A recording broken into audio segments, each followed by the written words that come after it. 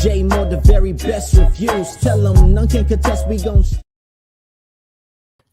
What's good, everybody? Welcome to the show. We're going to break down R.I.P. Diamond Sampson and what does that mean for the show.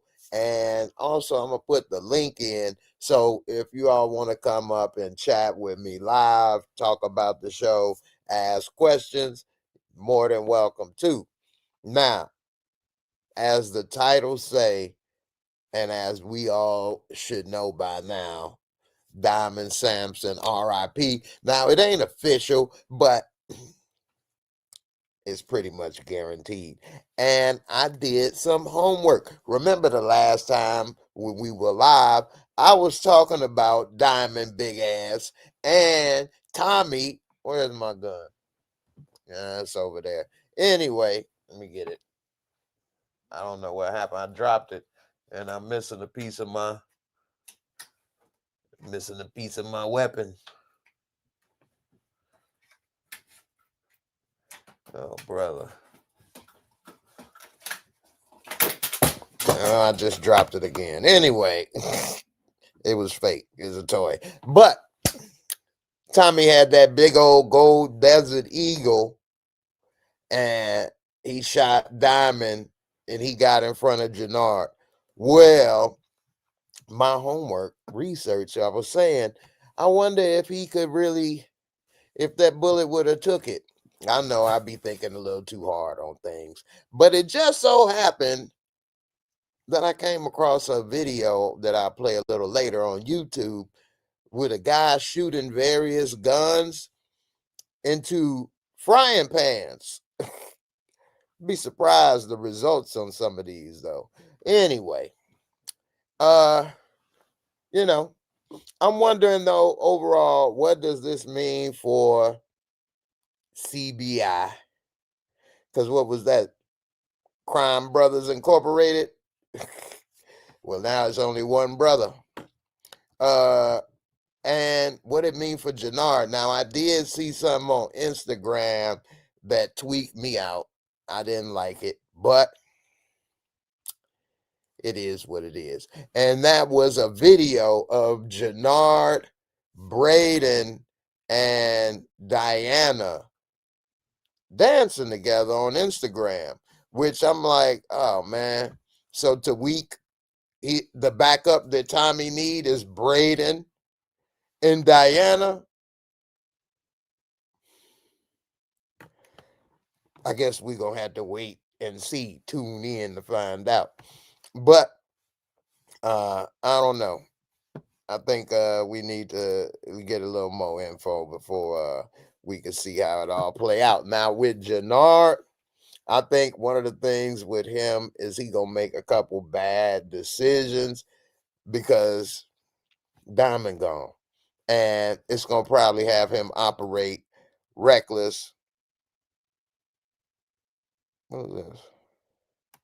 Oh, they put new things in here all the time. Anyway, I think because he already been making mistakes. And also, although one of the last things Diamond had him do, promise me you won't be getting high no more. I think after such a tragic event, in order to cope with all of this stress, he gonna probably get high. Get high. And tweak out and make a mistake, which could cost people his life, their lives, as well as his. Now, honestly, I think Jenard might live, to be real with you on this. I think he may survive. But maybe not.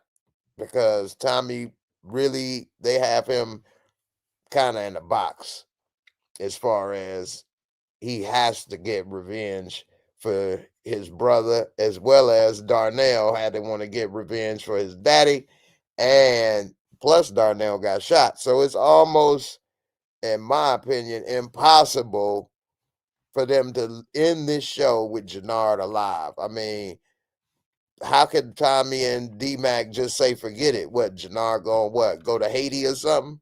I'm out. So I don't know.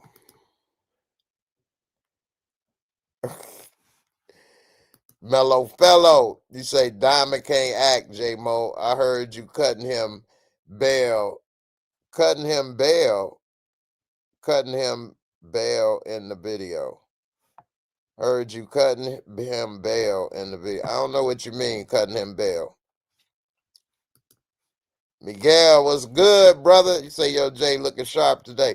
Oh, man, I ain't changed clothes. I went to church today. You know, I actually do like to dress and wear nice stuff, but a lot of times when I do the lives, it's late and I've probably taken off whatever I was wearing for the day, and I'm just wearing a t-shirt, which, you know, I'm comfortable with that. I ain't the type that be like, oh man, I gotta put this on and show this and do that, da da da. I mean, I could be just as fine and comfortable in the t-shirt versus some gear. But you know, when I go to church, actually, I wasn't even wearing this hat. To show y'all my church. This is what I was wearing when I went to church today. I had to put on this one. Yeah, come on like this. What up?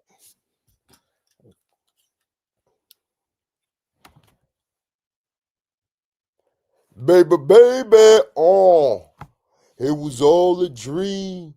I used to read. No, I'm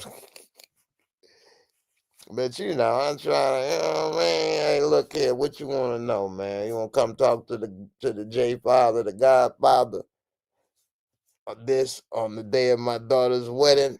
Really? I think I'm gonna go like this for a while today. What y'all think? I normally have a hat on because my head shine in the light, but you know, ain't like nobody really give a damn, right? What's up? What's this? The quietest mouse. How you doing, the quietest mouse? It's the first time I remember saying that name, so I appreciate you coming through. Freeze, what's good, big dog? I appreciate you for coming through.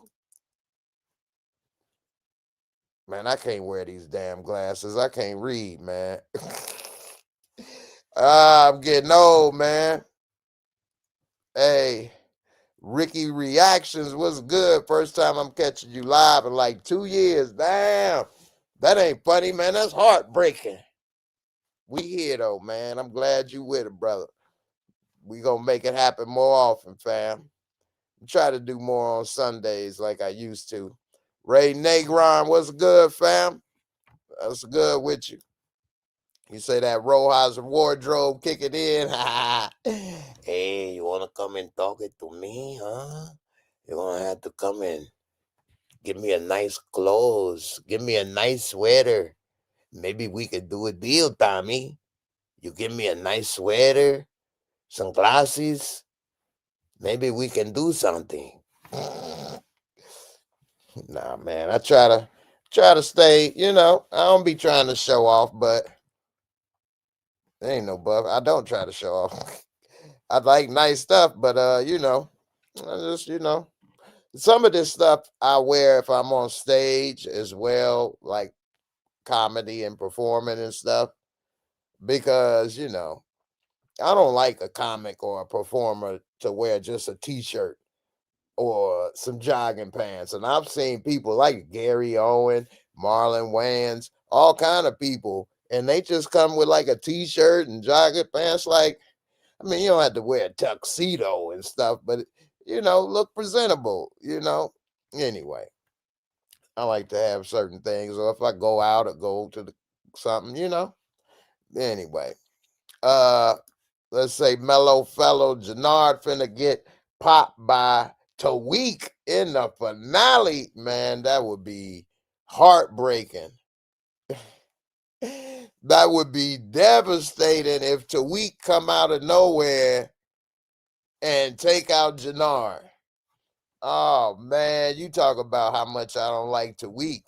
I would not like that damn thing. First of all, I still don't like how they made Tawik get everything together in the final episode, as well as he an assassin. This boy ain't bust a grape in a fruit fight. You know what I'm saying? Ain't did the damn thing. He ain't did nothing but catch punches to the face and body, yeah, anybody can pull the trigger. I give you that. But that don't mean you got good aim and you're an assassin and you could just take people out and this and I don't know, man. I don't want to see Tariq do that. Straight up. I'd rather see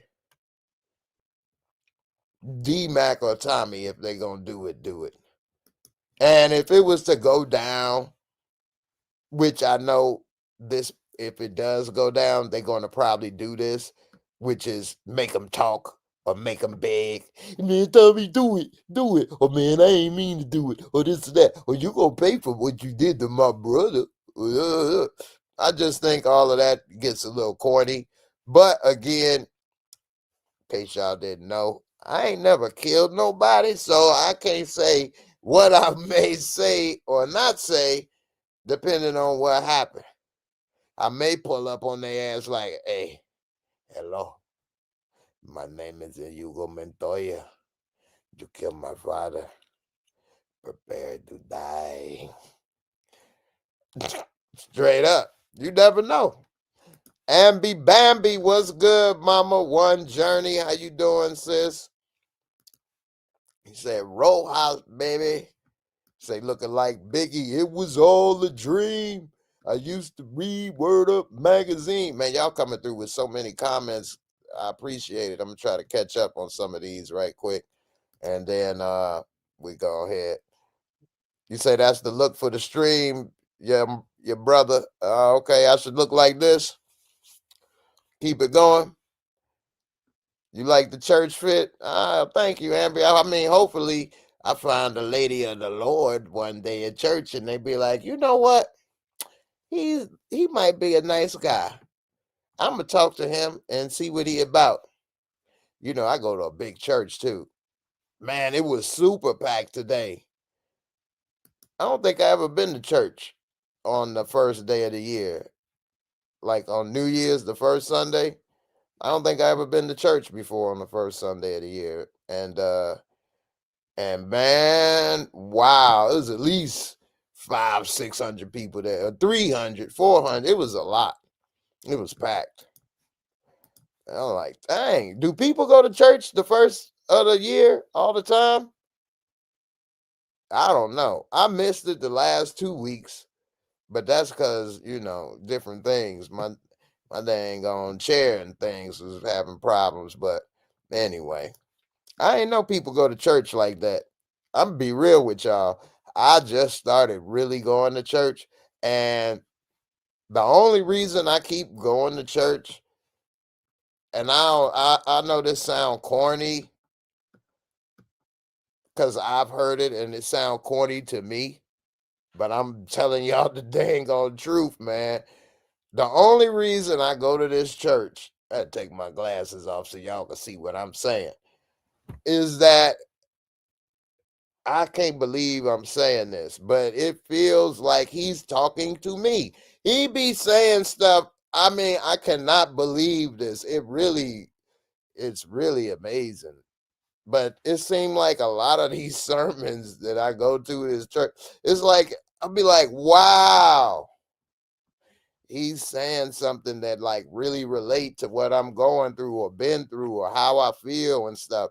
It's almost every time. It happened again today. I couldn't believe it.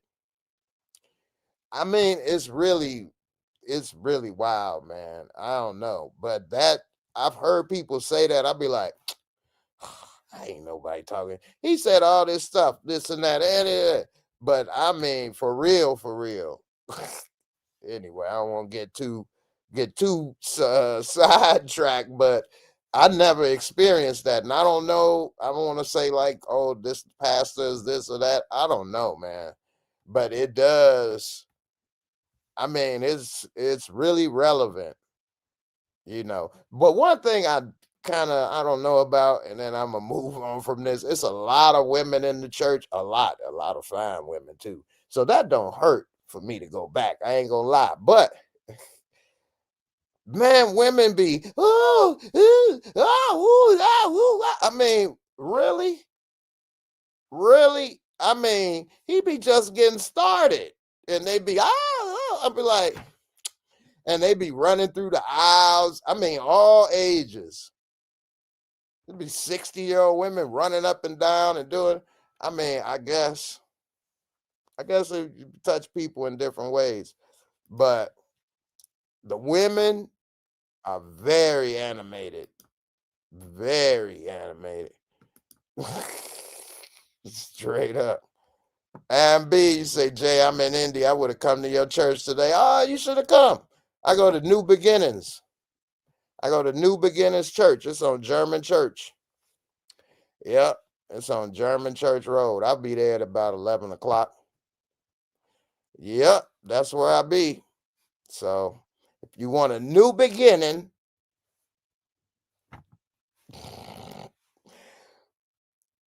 Ray Negron, you say, Pastor said last week, I know someone in here think the struggle with weed isn't important, but God hears you. And I was like, OMG, Lord. It's funny, man. My pastor said something about weed today, too.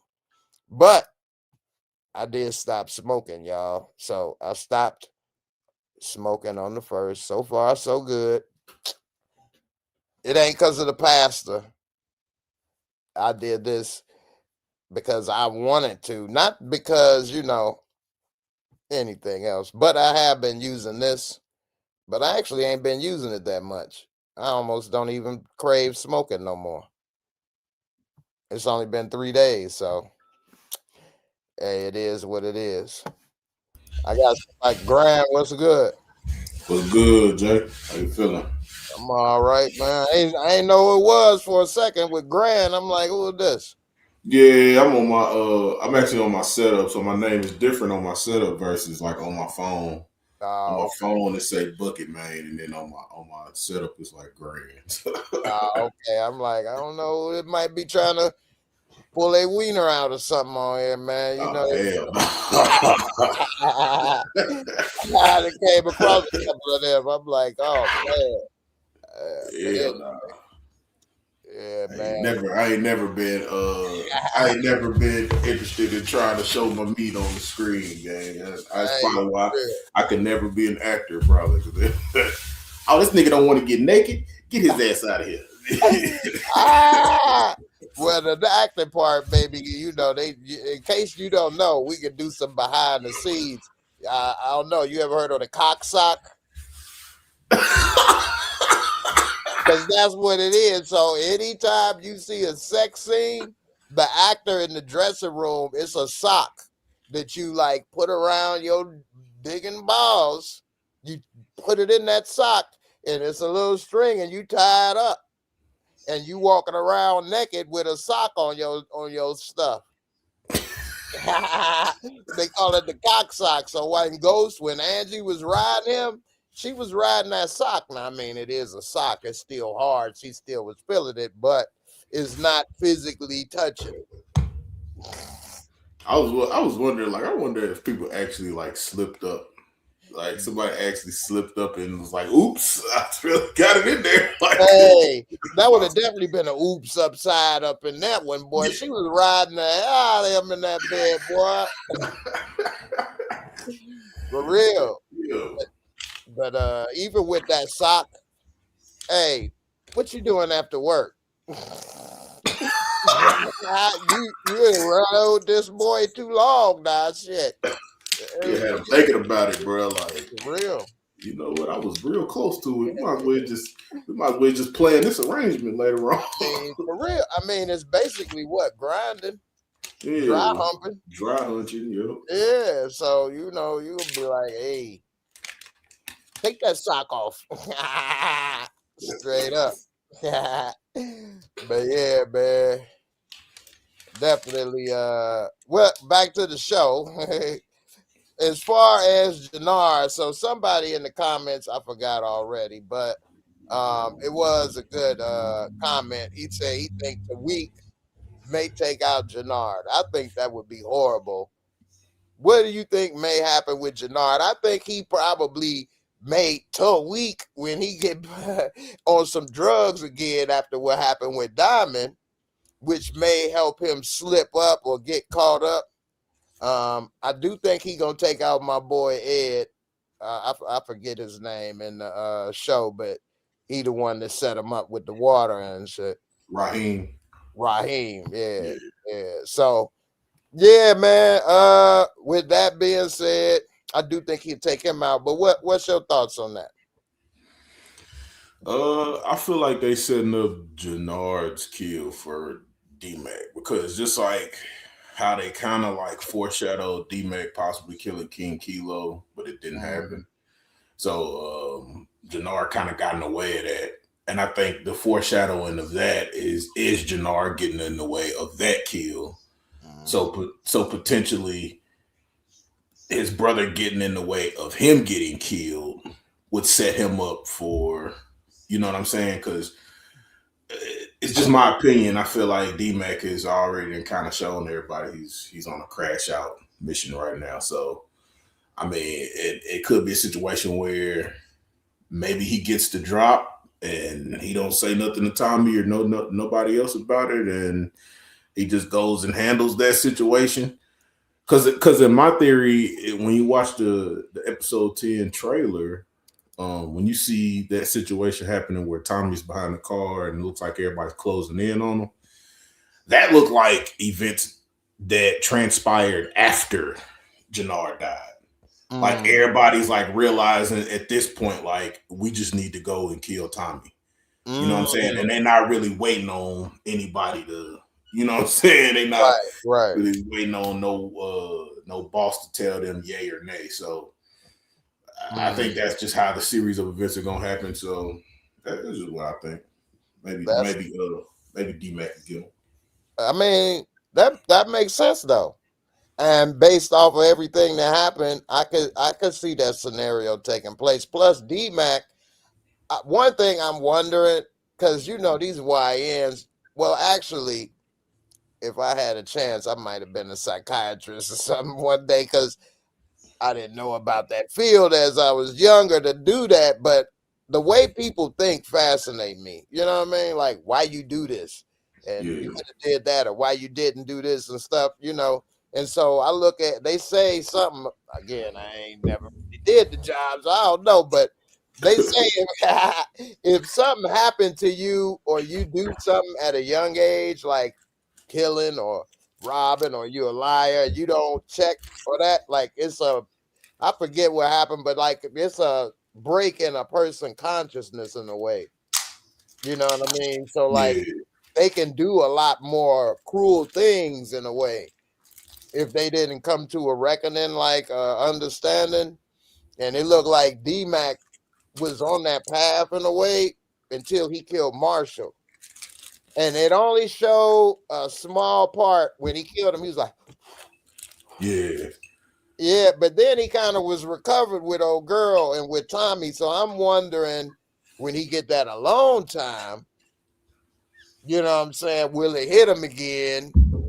What may happen?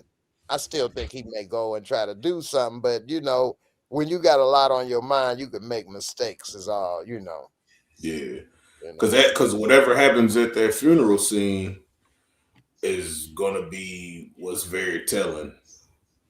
Like there's a shot of D-Mac laying on the bed, and I'm assuming it's after the funeral because he has on a suit. And he's got like a picture of like, it's like 3 or 4 pictures of young JP and him when he was a kid, and he got a gun in his hand.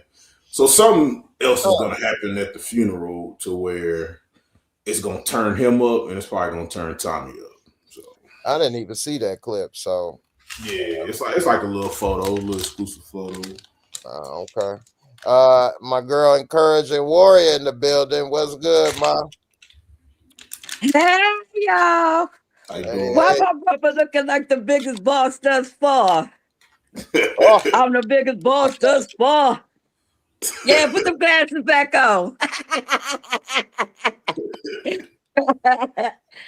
Oh, my God. Where was you at? You looking like you just coming from the club or something.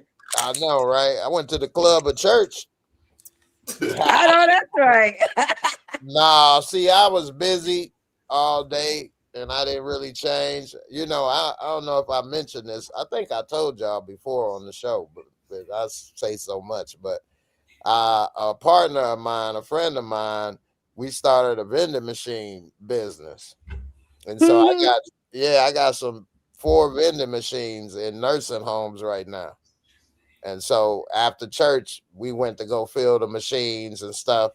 Somebody broke in and ganked us. Oh no. Yeah, they ganked us, but they didn't clear out everything, and they couldn't take no money.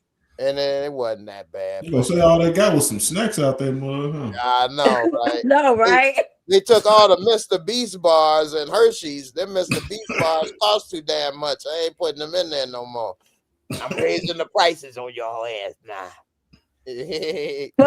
but yo, I mean, as a suggestion, you said you got your vending machines in nursing homes, right? Yeah. Why don't you put some sugar-free snacks up in there? Oh man, if I show y'all what we got in there, y'all might want to go shop. I've been hooking it up. Matter of fact, I'm gonna show y'all. So I was about to show you because we talking about D-Mac and all these people. It just reminded me. I got a website. It's JAYMOOREREVIEWS.com. I had it for damn near 10 years, about 6 years. But I don't update it and stuff. But I did update it a couple years ago. But I was about to show y'all some stuff I got on there behind the scenes. But then after that, I'll show you this picture of this thing. I'm trying to see this. Man, so you got the gluten-free grapes in that motherfucker. You know, people eat weird stuff. They drink a lot of stuff, but they wasn't eating as much stuff. You just don't know how many nursing homes I used to cook at. And let me tell you, them nursing home residents, man, that's some sweethearts. This in the break room for the staff. So that's where for the staff, okay. Couple of the ladies are sweethearts. Couple of them, I don't know. But yeah, it's in the break room. Although they will let them use it and stuff. But well, for the residents, I used to fill up they got like these things called snack carts, and I would fill up their snack carts with all kinds of like treats, like Fig Newtons, the little pretzels and cookies, like the little Lorna Dorn shortbread cookies. I got those in there. What? Okay. Lorna Dorn. I saw that and I was like, man, old people like these. I'm gonna get these. I never ate those. I did. I grew up eating them. I know. Last time I had them, I was a kid, bro. That's when I last saw them, but I don't remember eating them. If I did, I don't remember that. You like Fig Newtons? No. But hey, it ain't about me. If they like it, I love it. All right. I don't give a yes. Senior citizens love Fig Newtons. It's soft and chewy, It help their digestive system. I know, right? Help them go. I'm trying to show. Where is this other? I had some pictures. You know, I got one complaint about King Kilo, man. Like, him to be such a big guy, like, he really didn't use his bigness. You know, I ain't see him rough up nobody. He ain't rough up Jenard or none of that. Like, all he was doing just talking at the mouth. I'm like, you let this man get this junkie get the one up on you and pop you in the back. There. I mean, they should have just took him out right then instead of turning their back. Too many people turn their back on somebody with a gun. Straight up. Anytime somebody like that got a gun, I damn sure ain't turning my back. And in Stacy's situation, how you gonna go there talking about, oh, I just changed my mind now. You're under arrest. And you think he just goes be like, okay, you got me. You can take me away. No, it doesn't work like that. You got to go. Well, she's failing to realize that you're dealing with somebody who's technically on the run. So if you think you finna play by the rules, you crazy. Like that was crazy to think that. Who on the run? That's what I'm saying. Talk about, oh, you're arrested. Oh. Tommy technically on the run. He a wanted man. Right. Technically speaking. I mean, he's a dead man, but I mean, if they ever put him back on the radar again, he's wanted. So I mean, isn't he still wanted in New York, or is he considered to be dead? Well, yeah. They know he's not. They know he's not dead because they kind of hinted at it after season 1, but they just never touched back on it again. Which makes that a big problem, basically. Yeah, like they didn't bring Blanca or Jenny Sullivan back, so. And they got him. Yeah, that's wild. He supposed to be wanted in New York. They thought he was dead, and he running around in Chicago with catching cases. That's what I'm saying. Didn't they bring somebody from New York in season 1 or 2? Then they have They hinted they went back to New York and showed them, but Medina told them to leave it alone. He told them to just get off of it. So, okay. And they left it alone. So. Oh dang, this thing ain't. I mean, for them to be like FBI agents and stuff like that, they sure don't be thinking too savvy. They really don't. Nah. They I mean, they make it so many holes for these people to get out of. I mean, it's ridiculous. It's like why didn't the cop when Bobby had Tommy cornered, why didn't he just take him in for questioning? Why you let him go? That's what I was saying the other day. Like Vic had a gun on him. So that's a crime. You can't go pull a gun on somebody. Well, I didn't shoot him. You can't point guns at people and then walk away or just take him away, and they ain't gonna like that. Could have been it for both of them right there alone if they wanted to get them on something. Well, maybe not Tommy. You can't really arrest somebody for getting a gun pulled on you, but that was a crooked cop with him. Like exactly. So, and again, to make them pop up and be able to do it of all right at that time is just they make the damn timing insane. Somebody made a mention that they probably had on their body cams too. When all that He did. I looked at it. He did, but still, it was good. He could have put it out, and they knew what they was about. What's up, Bucket? What's up, Important Warrior? Hey, Steven. Why? Yeah, I see y'all talking about this show, man. I'm talking about this pissed me off when they had about Big Man. I mean, in the trailer. I wish the plane would have blown up on his ass. Him and his lady. That's what I thought was gonna happen. I wish the plane blowed up on it. You wanted the plane to blow it up? Why you wanted that to happen? Because he was getting on my damn nerves. But that girl would have died as an innocent casualty. What about that? But I'm talking. He just should have been in there by himself alone. She would have been collateral damage.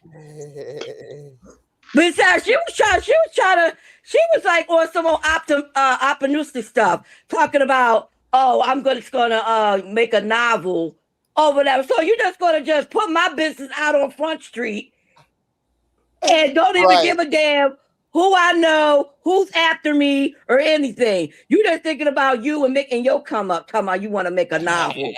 Right. Man, girl, get out of here, man, with that nonsense. First of all, just because you wrote a novel don't mean it's going to sell anyway. Plenty of people write stuff that don't do nothing. Movies, novels, books.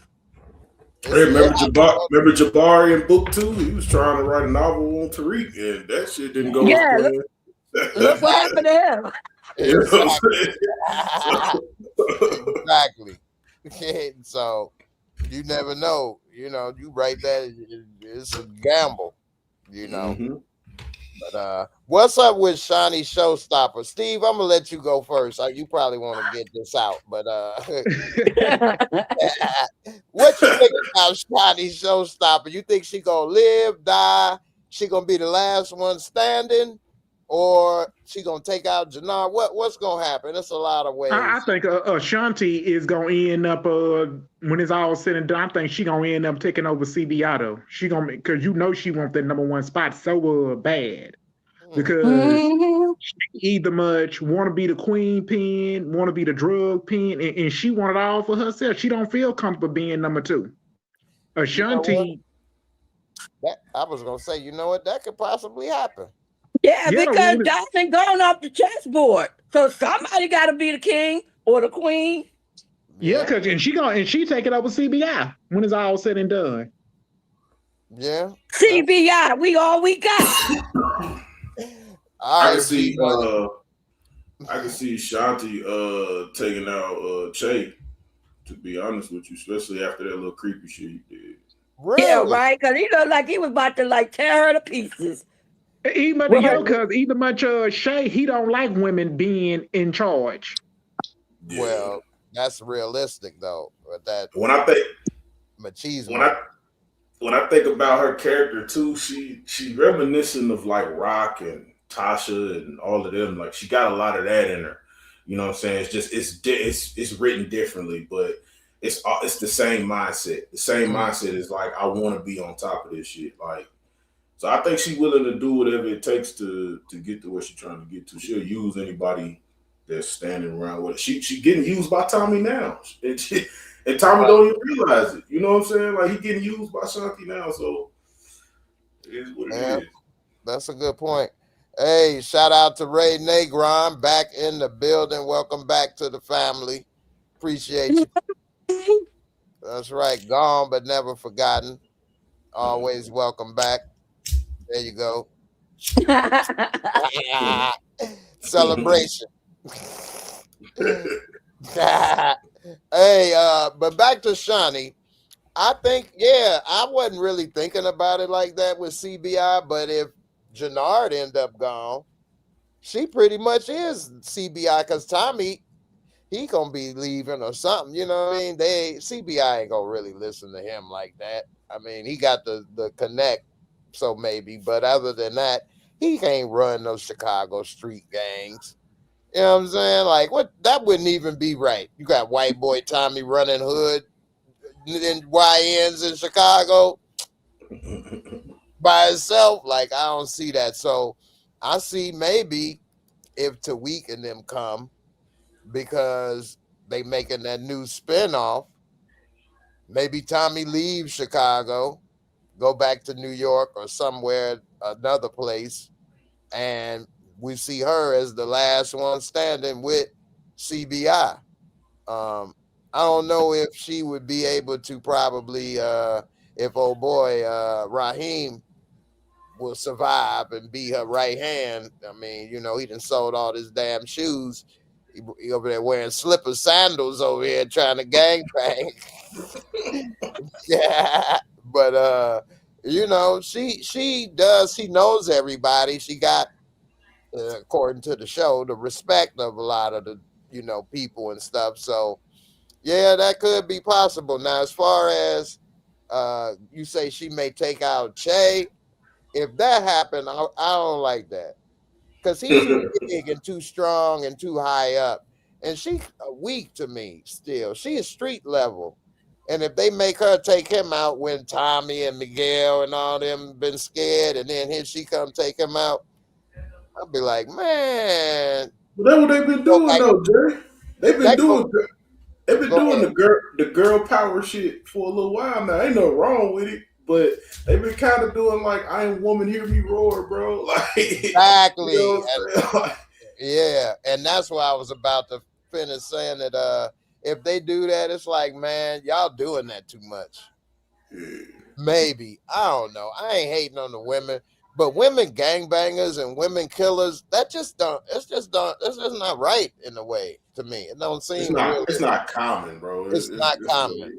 Yeah, so to be in every show. Pause for y'all saying this, man. Did we forget the one that was running shit back in the day in the 20s and 30s, back in Hoodlum, Miss Queen Madame? Okay, before Bumpy.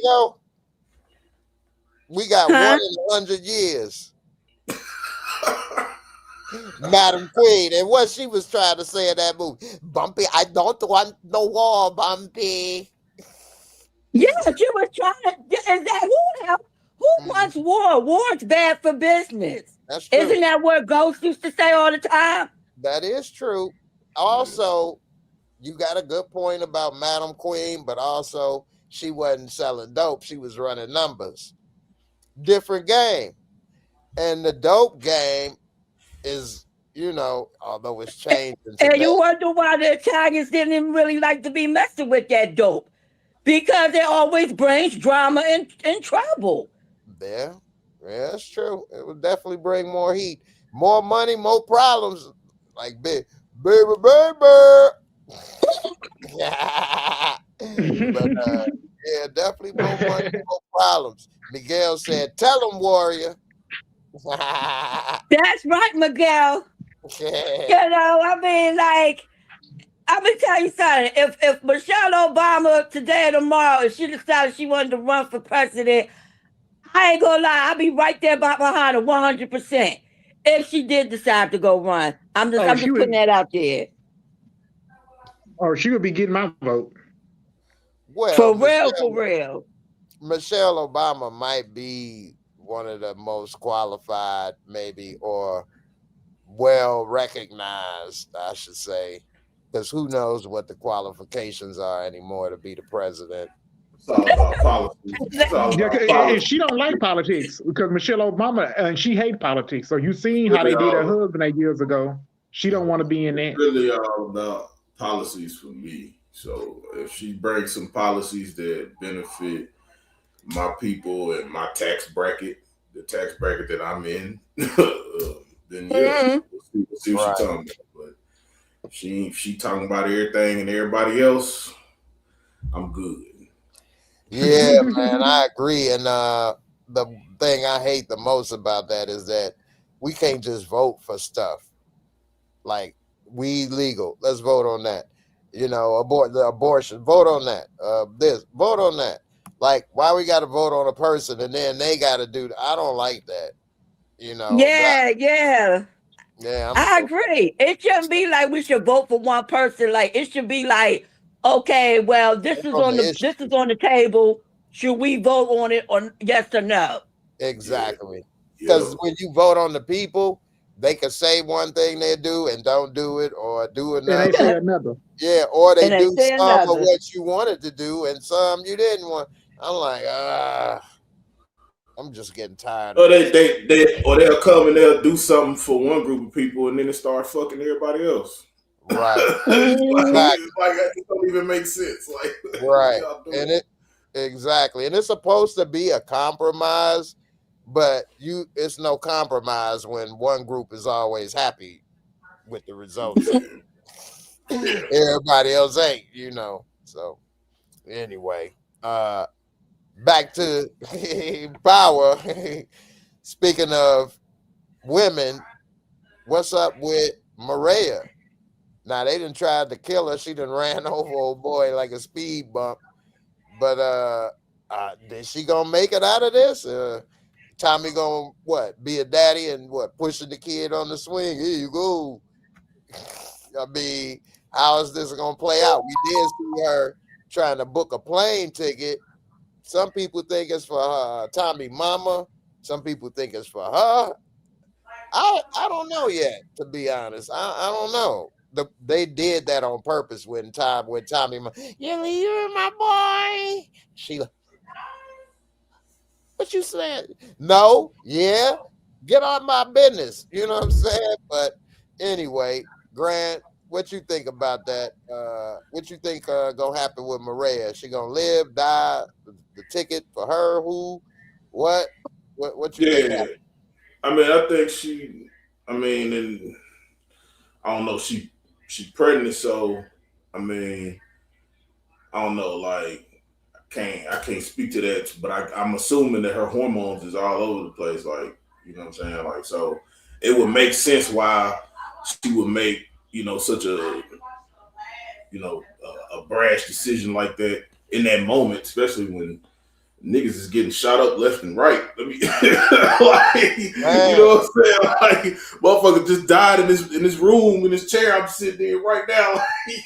So, but I honestly think Katie's gonna help her because, like I said, like I'm gonna stand on that shit. Like I think Katie's gonna understand the situation, and now that she understands that she's a mother, like she gonna want her to get up out of there too. Like, so maybe just her stay long enough to see JP funeral.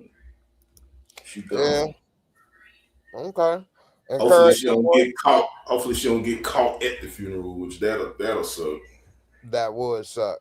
Now, if Jenard and them shoot up that funeral, that actually would be a good idea. That does happen in gangster life. Funerals do get shot up, and because everybody you want is in one spot. And if they were smart, they would go and shoot up that funeral and get Tommy and D-Mac and live happily ever after. Encouraging Warrior, what you think about Maria and her situation? She gonna live, die? She gonna run over some more people, or is she on the plane out of there? What you think? I mean, in a perfect world, yes, I would like for her and Tommy to run off in the sunset and go to Barcelona where they first thought they were going to go. But, you know, this is the nasty world of power. And, you know, I'm obviously, you know, I hope nothing happens to Maria because I do want her to make it. But I'm just saying, like, she need to think, you know, strategically and like think about not only her but the baby, you know, and like she need to really like make an exit strategy. You know what I'm saying? I'm pretty sure Tommy will understand. You know what I'm saying? I mean, she can always send him a postcard. You know what I'm saying? Like, hey. I agree with what you're saying, except for Tommy understand. I don't know about that one. He wouldn't probably hurt her, but he'd probably chase her down. You try to leave me with my baby, and you wasn't going to. It wasn't like she was trying to leave maliciously, like, yo, I'm leaving you because I don't want to be with you no more. No, I'm leaving because my ass ain't trying to get kidnapped like your ass got kidnapped and wound up with a bag over my head. That's what I'm trying to avoid. And protect his baby by any means necessary. I mean, you heard what Miguel said. If they don't write Tommy's character to be like, no, because that would be dangerous, because I won't be there to protect you, I'll be like, man, throw this whole fucking show away. Because if that motherfucker be like, yeah, Maria, it's cool. Go ahead, be down there with the rest of the cartel.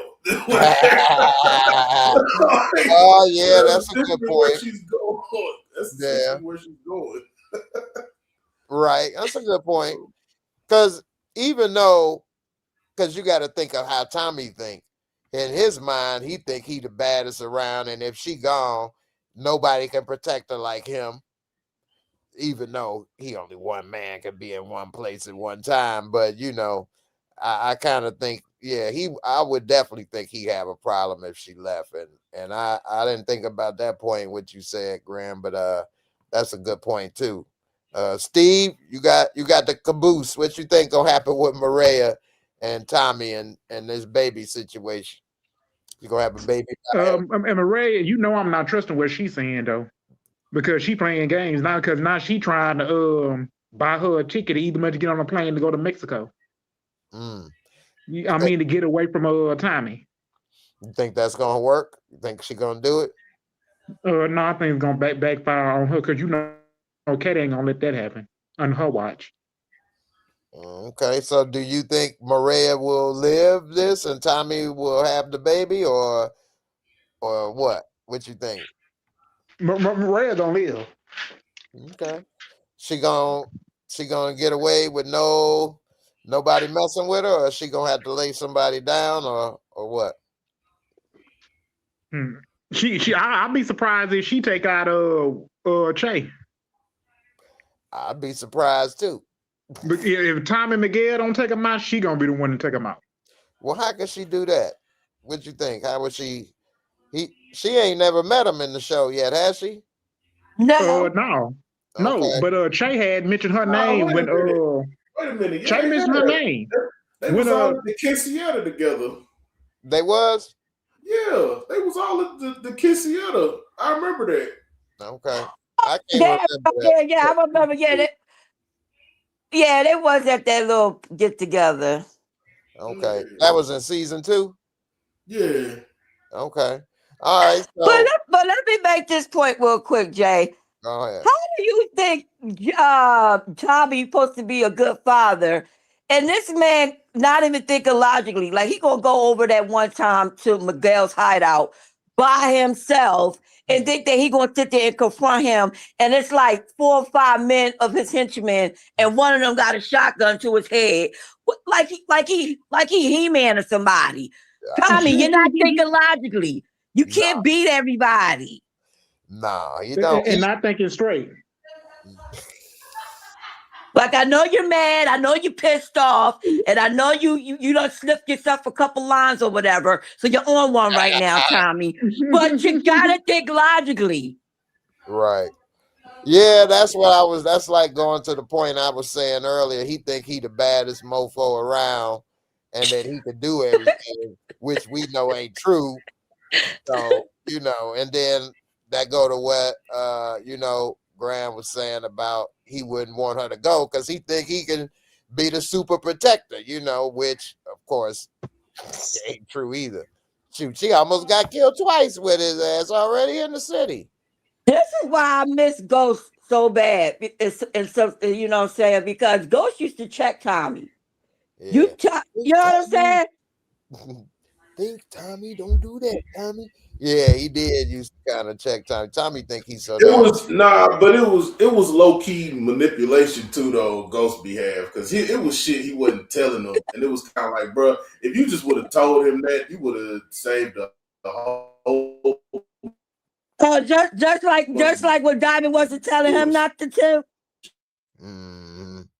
Grant, you started breaking up at the end, but I said just like Diamond wasn't telling Tommy everything.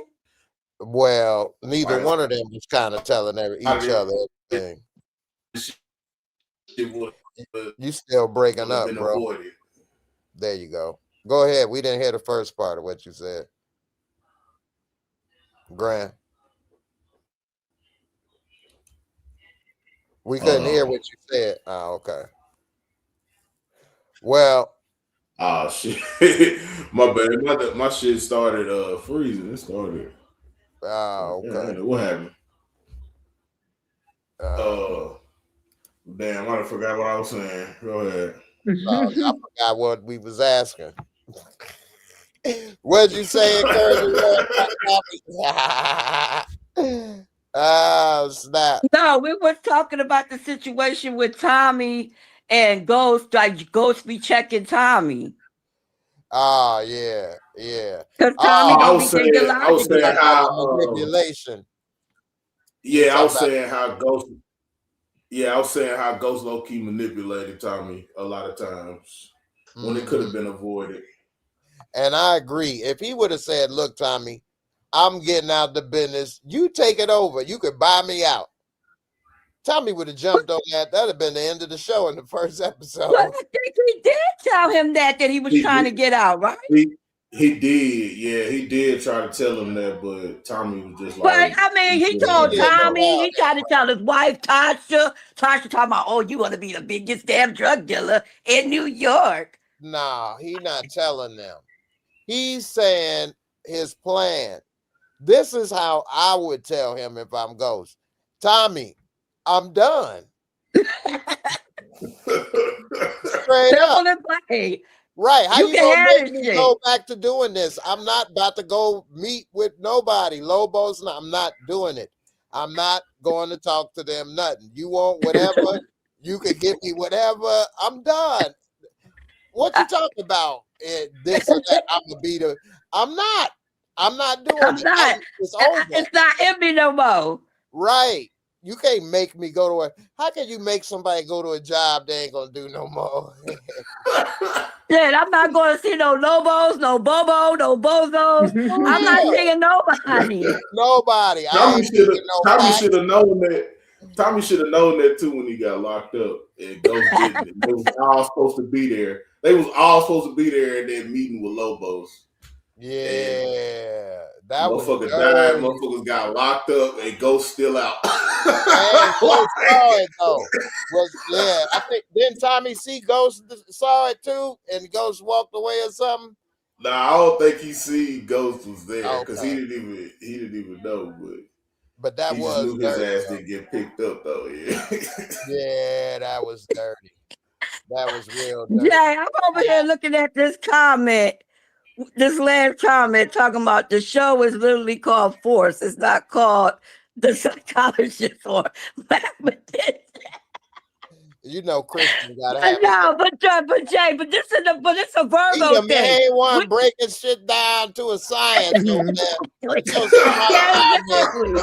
I know the main one taking 20 minutes to come up with a damn saying on some old philosophical. Nah, I can't help myself. I'm a Virgo. I'm gonna break shit down and analyze shit. And if the shit ain't math, if the math ain't mathing, I'm gonna call it out. I'm not just gonna take it laying down and what it is. Okay. You a Virgo? No. I didn't know that. When's your birthday? September the 2nd. Oh, okay. I'm September. It always falls on Labor Day weekend. So I'm September 17th. Oh, you all the way, yeah. You in like the middle of the month. But that's why I ain't know what you said had nothing to do with the zodiac sign. Nah, but it do. Like us Virgos, we always analyze everything. And if the shit ain't mathing, of course we're going to contest it. Just like what you was telling me about what happened with you at Wingstop. Man, see, if you could pull a gun on people and it ain't a crime, where's my wing, bitch? I didn't shoot him. I didn't shoot him. Oh, man. Nah, I would have been heated too, Jay. For real. And I hit a big old pothole in the parking lot. I threw them damn fries out there on the floor. Fuck your fries. Anyway, yeah, we got Christian. He say he dying right now. I'm dying right now. We got you. Yeah, we got you. No, anybody know CPR? CPR. He said, well, I explained the logic would be, though, don't leave that out. Man, your ass is you funny. Gotta be, though. Like, some of these crime shows don't be adding up. Like, come on, like, in real life, that would not be happening. Like, where's the forensics? Like, why people not wearing gloves? And they sitting there touching stuff. Right, and they touching guns and your fingerprints been on it. Yeah, D-Mac touched everything in that house after he left Marshall. I was like, damn. And he don't never wear no gloves on his hand. Down on all that shit, bro. What are you doing? That's facts. Hey, look, here it is, even more of the facts, too. So, say the police don't know anything about what's going on. They would still want to bring him in for questioning just because he was so close. His fingerprints in that picture on the refrigerator. Who's this dude? They're gonna be wanting to look for him no matter what. Mm-hmm. You know what I'm saying? So like that, just anybody that gets murked, the closest whoever it is to them, whether it's your wife, girlfriend, whatever, they gonna be the first interviewed. Like, that's just natural police procedure. I feel like Diamond should have never stopped getting interviewed about that parole officer, because that lady came and said that the parole officer's last position was there, like at the bar shop. So, like, what, y'all can't y'all ain't gonna keep investigating this crime? Y'all just gonna stop? Like, y'all got on the man's car? Yeah, I know, right? And Seamus, you remember Seamus, the one that D-Man killed? Oh, yeah, cop. Right. I think he killed. I can't remember if that was season 1 or season 2. I can't remember which season that was, but I think it was 2. 2. Hey, why Yeah. do they keep conducting business in that basement? Everything keep going on in that basement. One way in, one way out. That basement way worse than the Rap City, I tell you, boy. That more like Trap City in the basement over there. Big instead of big ticket. That's a big thing down there, boy. And you talk about the couch must got like bed bugs and all kind of staph infection on the couch. It got to be begging Madam Wu on that thing on thing. For real. You know, I ain't gonna lie. That's some teenage stuff, man. I would have did that in my teenage years, but as I got older, ain't no more cars in the basements and stuff, man. We need the bed or something. That tell you what kind of woman she is. She ain't got no class. For you to call yourself you a boss of a major drug organization and you got some dude busting you wide open on a couch in a basement. What I say, what was my joke the other day about the BBC? I should have wrote that one down.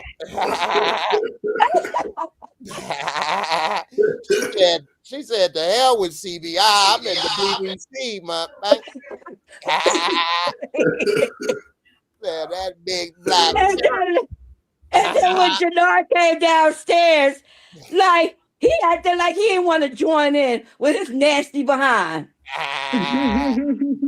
He wanted to join in. He like, ooh, woo. Dang, oh, nah, we can do it. We can do it like a group in this thing.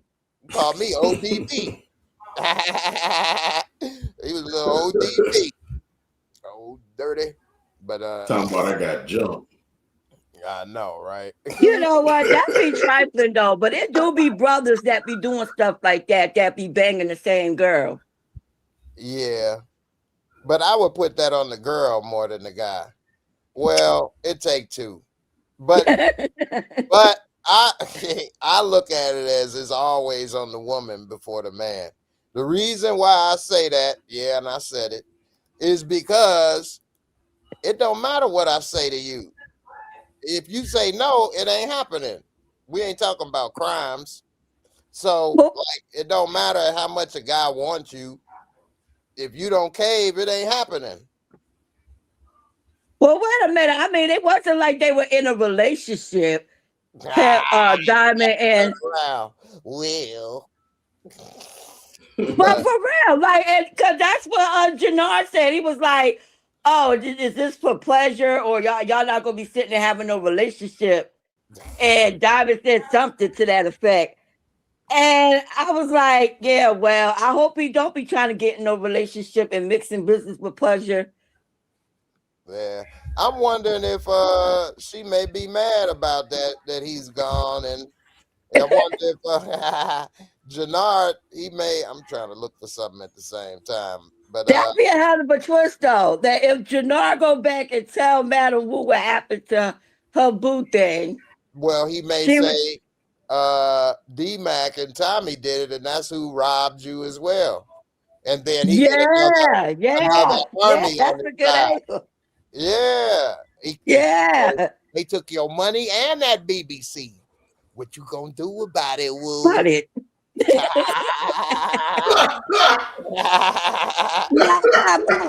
I feel sorry for their mother. And Jenard, he giving me them rat vibes too. He looked like he would sell his own mother out for a hit. They did. No, that was the dad or the mom they showed dying or something. Didn't he do something bogus? Didn't pay for something or do something?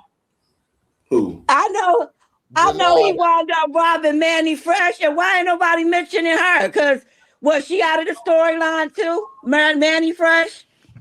I mean, I don't know how things go these days, but I don't know if that was a dude and he got robbed in his thing like that and punked like that. Could he come back? I'm sorry, here goes some money and this and that. We good? I don't know if that might have worked like that, but I don't know. He said it was his dad in the hospital. Yeah, they did the dad wrong or something. They didn't pay for something or did something, or they was arguing or something. I remember they was. I mean, they was beefing when their dad was dying, and that was what made them link back up. Essentially, was their dad died. I can't remember if he didn't pay for something or didn't do something. I can't remember that.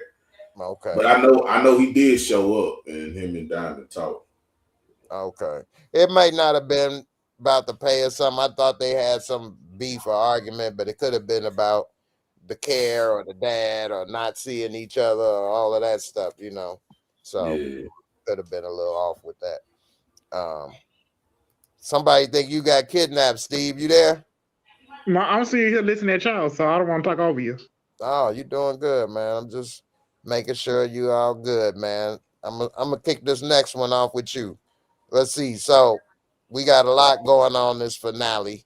What you think? Because I did see this clip of your favorite character, Tracy Marks, her husband. He did choke up what's it, Chang? Bill Sang. Bill Sang, yeah. So do you think what, Bobby, you think he gonna find out who really killed Stacey Marks? Is he gonna try to use that video he got with Sang and try to squeeze him to get some? I mean, what's gonna happen with Bobby? I mean, and Stacey Marks' little side story. What you think? I really think though Bobby is gonna try to put two together and find out that Tommy was one unalive Stacey Marks, but I really think it ain't gonna happen because he gotta have evidence to prove it. That it was Tommy. He talking about we can bring Vic in and give us Tommy, and Vic don't know nothing about his say he don't know, he wasn't when Tommy when Stacey Marks got unalive by him. He don't know nothing about it. How you gonna bring somebody in that Vic don't know? Yeah.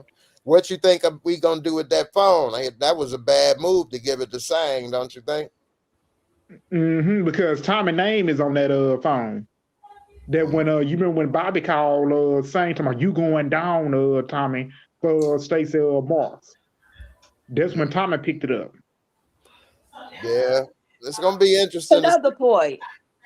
Why they probably drug dealers? They don't believe in the disposable phones. I think that was the disposable phone Tommy gave her. Yeah, it was. Yeah, and I think he probably had her calling his disposable. Although that's very hard to get now. I tried to get a track phone from Walmart. You can't start it up without some type of email or what? Yeah, you got to put in like real information. Like, I don't know who you could take somebody information, I guess, and put it in there, but you can't just get the phone, a prepaid track phone. You can't just get that phone, turn it on, and it's got 50 minutes. I got the phone sitting right here.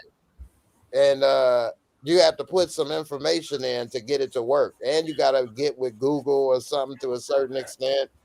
I didn't put all this stuff in because I didn't really want to use it for all of that, but it won't let it work. Which I'm like, man, what the heck?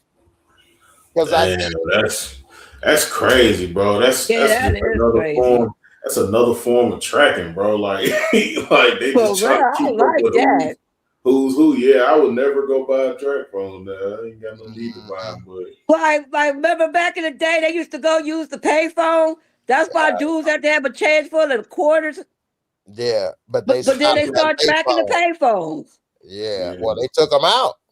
But yeah, that too. Yeah, the thing with these phones now is you need an email. I mean, I guess you could create fake emails, but then even that leaves a trail, though. Exactly. It's not just as simple as it's a minute phone. Yeah, you know, it's something in there now. You know, which I was surprised you can't do that, but I mean, hey, it is what it is. We don't got Steven. No, he'll be back, I'm sure. But getting into my conspiracy mode right quick. That's the real reason they took everything and switched it to digital. It wasn't for better service, it was for more tracking. You know. Yeah, and they can cut you off and turn you off, because the real burner phones back with the flips, you be on somebody else's number or something using minutes or something. They didn't know who you was.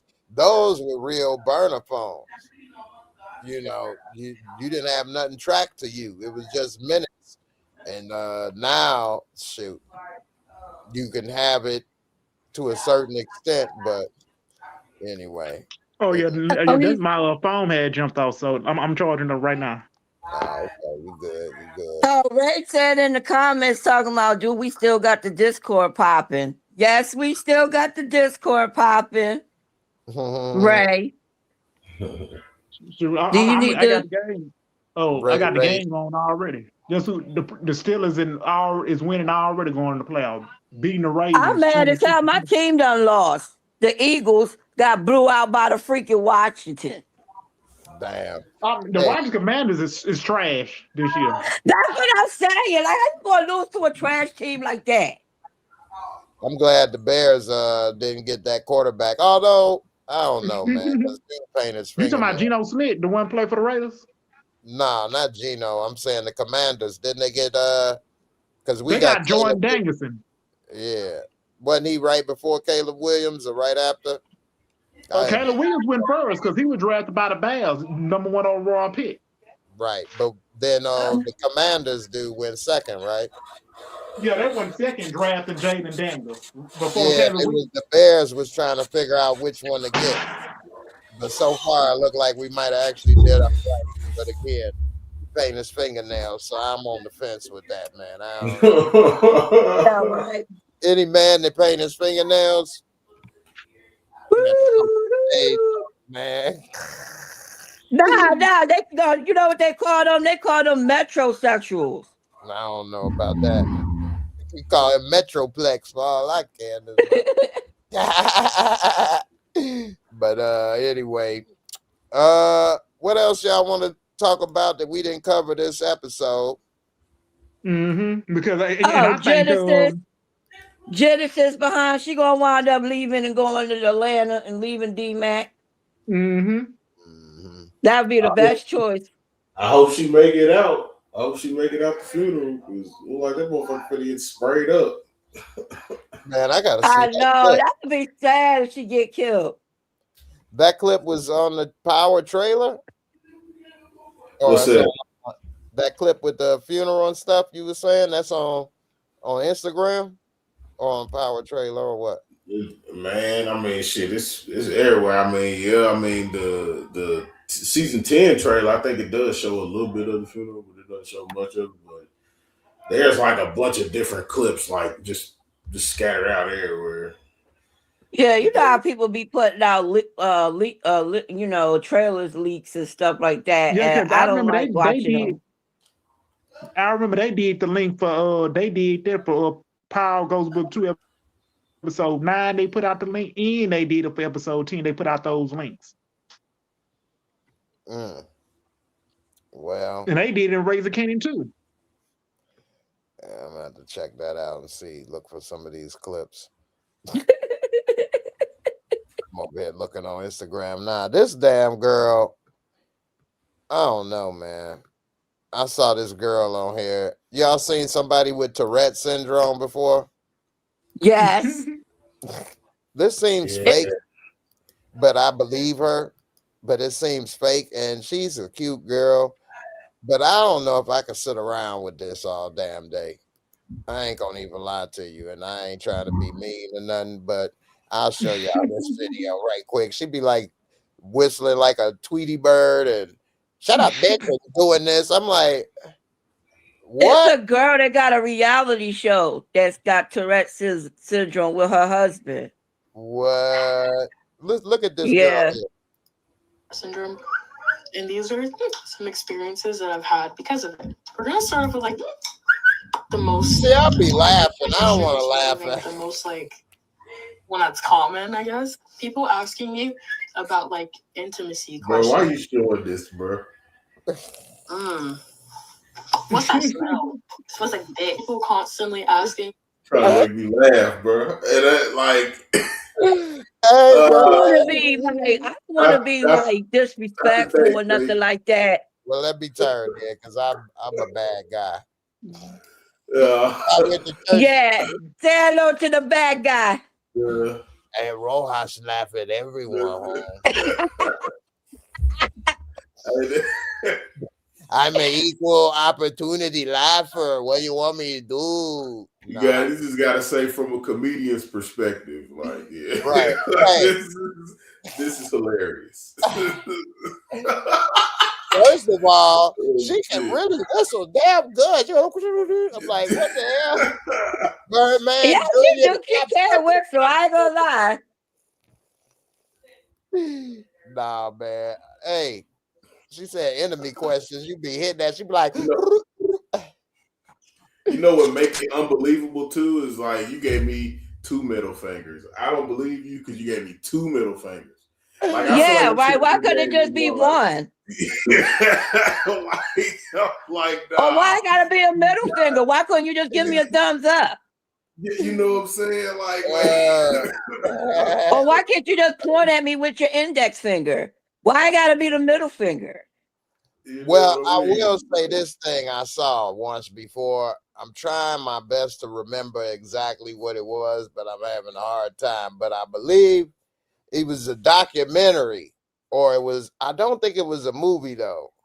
I believe it was a documentary of somebody that had Tourette's or something, and they got cured, or they was proven they stopped it or something.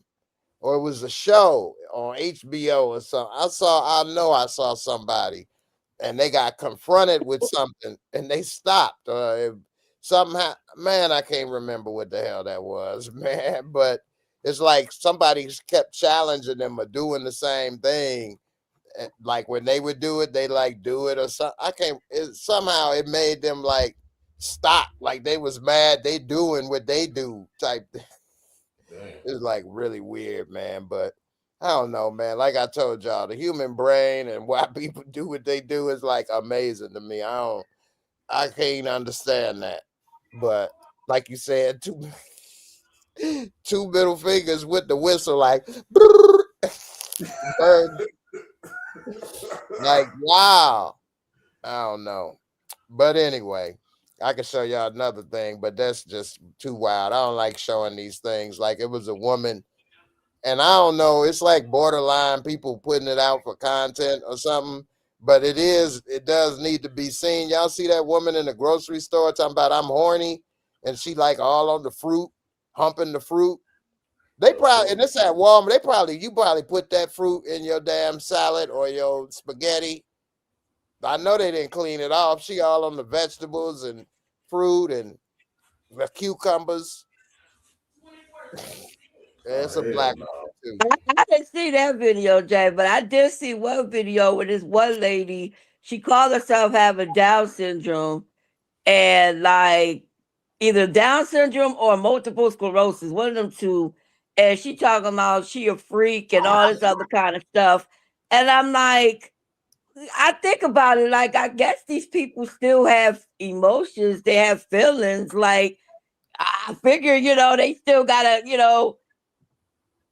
get their rocks off somehow, you know what I'm saying? So I don't think about this type of stuff, but I'm saying it do be happening and stuff. No, I think what we really seeing is a lot of mental illness and stuff out here, or who knows what, it could be some possessions. I think this woman possessed. Who does this at Walmart? You sure it ain't drugs? That's what I'm saying. Because they be smoking that spice and they be acting up. Well, then she be taking off her clothes if she was on that spice. I know, but look at y'all on the food. I ain't even gonna lie though, the prices ain't even that low for you to be going that crazy. Now they're gonna have to take all them vegetables and stuff and get rid of them. That's messed up. What's even crazier is back in the day, somebody at work would have knocked your ass off of there or something. But nowadays, employees. I feel like this wouldn't apply to a pretty girl though. I If it know, was a right? pretty chick up Oh, pretty privilege. Yeah, that is true. Everybody be like, man, I eat that. I drink the bath water. I want some of that soup. And they be like, oh, let me get some of the tiger stripes. Yeah. Oh man. Shoot. You know what? You're right. They probably would be saying that. Yeah. Just If that another was Kim thing. Kardashian in there doing that, they'd be like, oh my God. I know. And it go both ways too. For example, I was looking on Instagram, which I don't do much, but when you do, it does suck you in. And it was that pop balloon stuff, which I don't really like either, because I don't like nobody standing there auditioning for somebody. I mean, like, ooh, I'm gonna do this for you, and that. Oh, well, let me think about what you gonna do with it. Ooh, I'm gonna do it. Man, hey, man, hey. Yeah, those people be capping on that show. Jay. That shows you how bad too. Like, if you gotta sell yourself on like social media in order to like find somebody to date. I mean, For real. I get it, bro. Like, there is dating apps and stuff, but at the same time, it's like you on a TV show, like not necessarily a TV show, but like an internet show. Right. Like, yeah. Trying to date somebody. Horrible. And if you're going to do all that, at least promote your business or something like that. If you're going to take it that far, you know what I'm saying? At least sell yourself that kind of way. You in there looking like a straight up goofy. Man, this dude straight up goofy. This dude looked like a goofy. He talking about this girl got a daughter, a 9-year-old, and this man ain't got no kids. He talking about how he gonna want to get to know her, take her on trips, conversate, do all of this stuff. They like to do whatever, travel, all kind of great stuff. And I'm like, which of course, like, what? So then she go to the next person. This dude ain't saying nothing, but of course he looked better than him. He her type. He is younger, a little younger, taller, light skinned, got the curly hair. He talking about, oh, I wasn't gonna do nothing. You look good, this and that. He ain't talking about none of the stuff dude talking about all this stuff. Then she asked something else. It was another corny little question. The other dude talking about how he gonna give her the world, basically. And she like, okay. And then she go to this dude. I mean, you got a daughter. I got a daughter too. I mean, you know, that's what I'm saying. She picks the goofball. She picks the goofball. I swear you can't make this shit up, Jay. For real. Now we see the next episode. She gonna be talking about how ain't nobody worth a damn or these dudes. You keep picking the same dude. Mm-hmm. Crazy. You got a daughter that's 9. Me too. What's up? Like, man, get the hell out of here with that. Yeah, I know, right? This man, they just goofy. Like this, man. Like, you gotta like people that like you for you, not what you could do for them. You know, because a lot of people be optimistic, like I said. You know what I'm saying? They be took for a come up. And I'm like, look, don't be trying to get with me because you trying to, like, you know, get your little 15-minute of fame or whatever. And then as soon as you get your little shine on, then it's on to the next one. No, you're not going to do that. Right. And that's also making everybody relationships transactional. Well, what you gonna do for me? Well, what you gonna do for me? Ooh, I'm gonna do this. Okay, well, okay. Because why do they? Because it goes back to the old age question. What do you bring to the table? What do you bring to the table? Yeah, I know, right?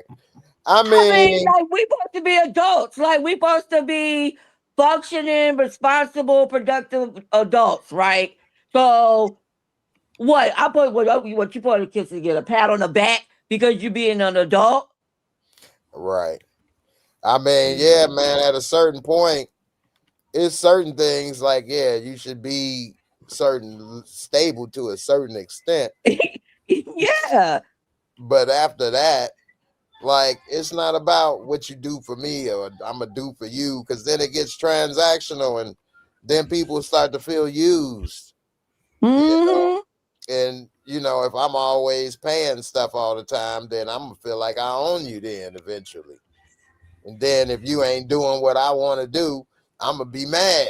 Or I pay for this, do this, and you ain't do. So then it, you know what I'm saying? It just messed up. Or if I'm doing this, and every time because I'm doing this, now you gotta bust it open whenever I say. You may not feel like it, then you'll feel used. Mm-hmm. And then you got some men that leave with their wallet, and then they wonder why they get, you know what, they attract these type of women, because look how you approaching them. Well, we are men at the end of the day are hunters. So a hunter's always gonna use the best bait that works on average. So if majority of women are looking for that type of stuff, then you know a lot of men are now out there saying and doing that. Whether they will live up to it or do it actually is different. But everybody want to say they do. You know, you saw that movie Coming to America. You know, there go well, Eddie Murphy could have had any woman that he wanted. He had one of the baddest women on the planet that did everything that he wanted to do, but he didn't want that. He wanted somebody that wanted him for him. For him, not for the money or the fame.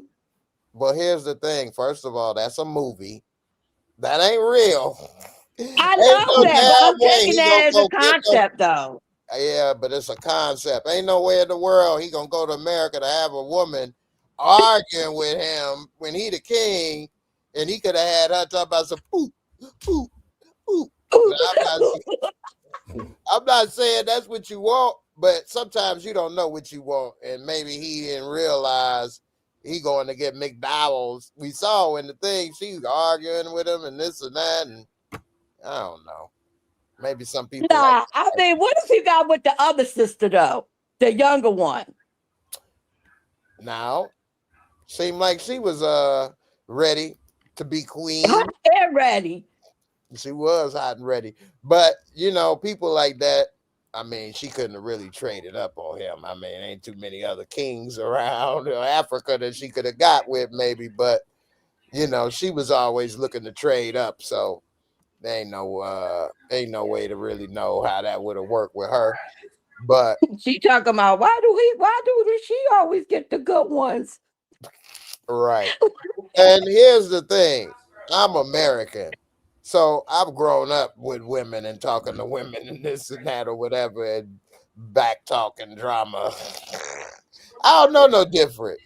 But I guess him being a king, and having the total like obedience of everything, maybe he looked for something different. I guess like, you know, why people do things different, I guess, but you don't know. But I don't know, man. I guess that's like why some people try to be passport bros. They think they getting something else or whatever, and then when it turn out different or whatever, you don't really know what you looking for or have until you got it. Sometimes, you know, appreciate what you have until it's gone, or how the saying go.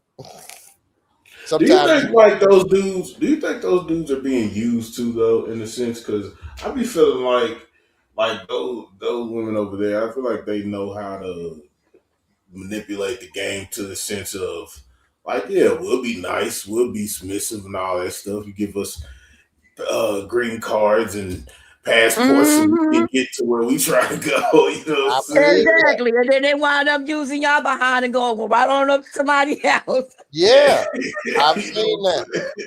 Yeah, I've seen that. Mm-hmm.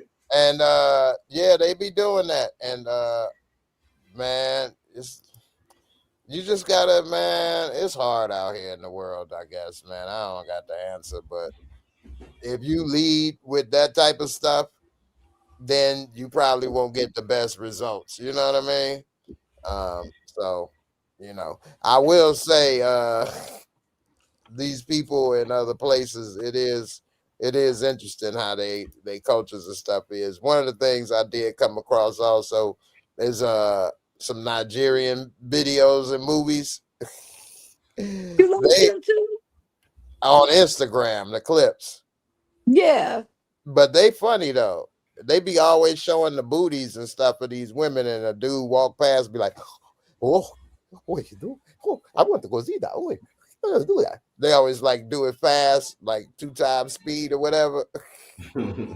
Anyway, it'd be all right. It's a little entertaining to see some of that stuff, but the reality in movies, you know, sometimes it add up, sometimes, you know, it don't. Like these shows.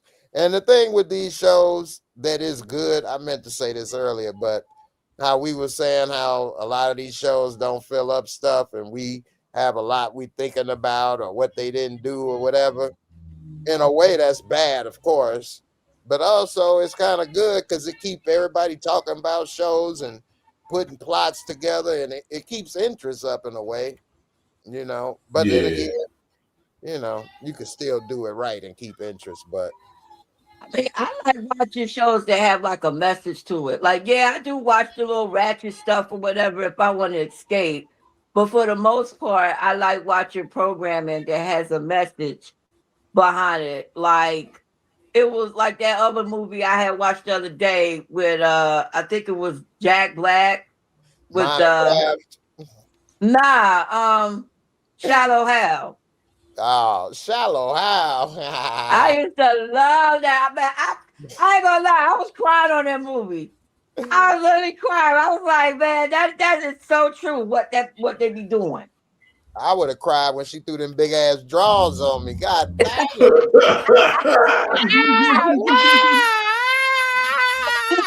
Like a Spider-Man web. Ah, get me out, get me out.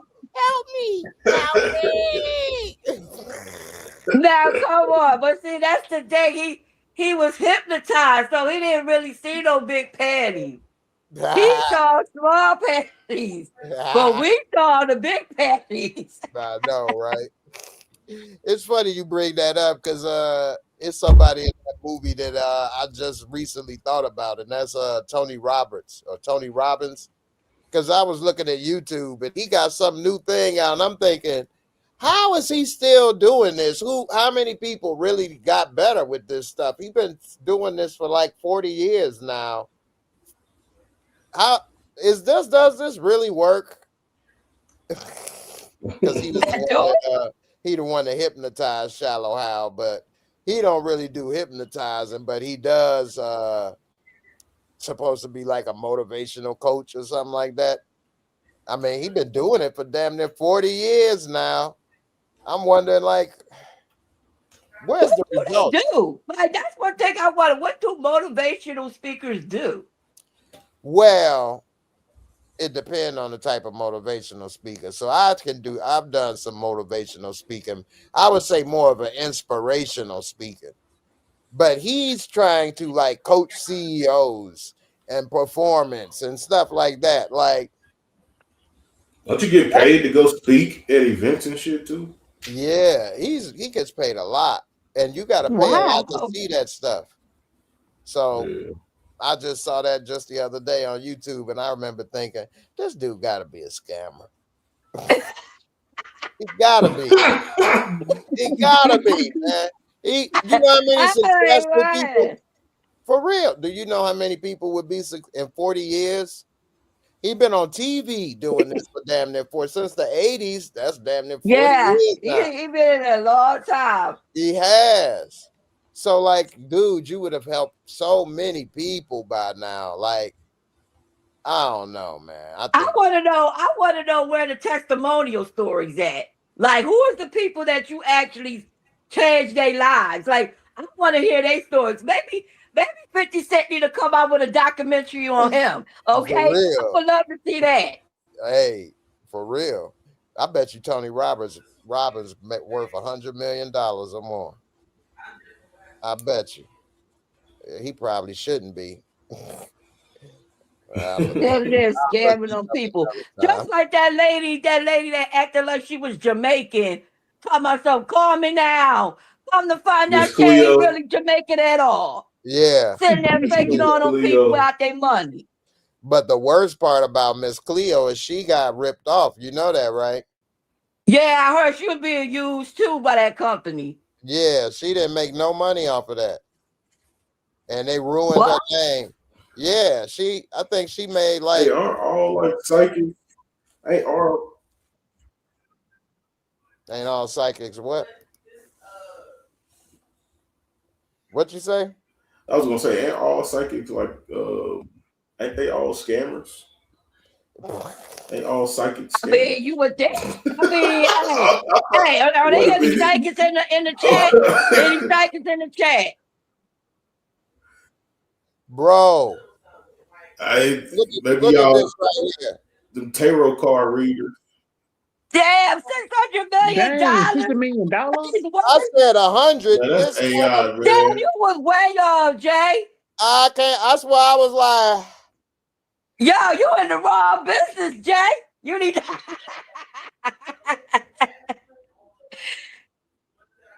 What? What?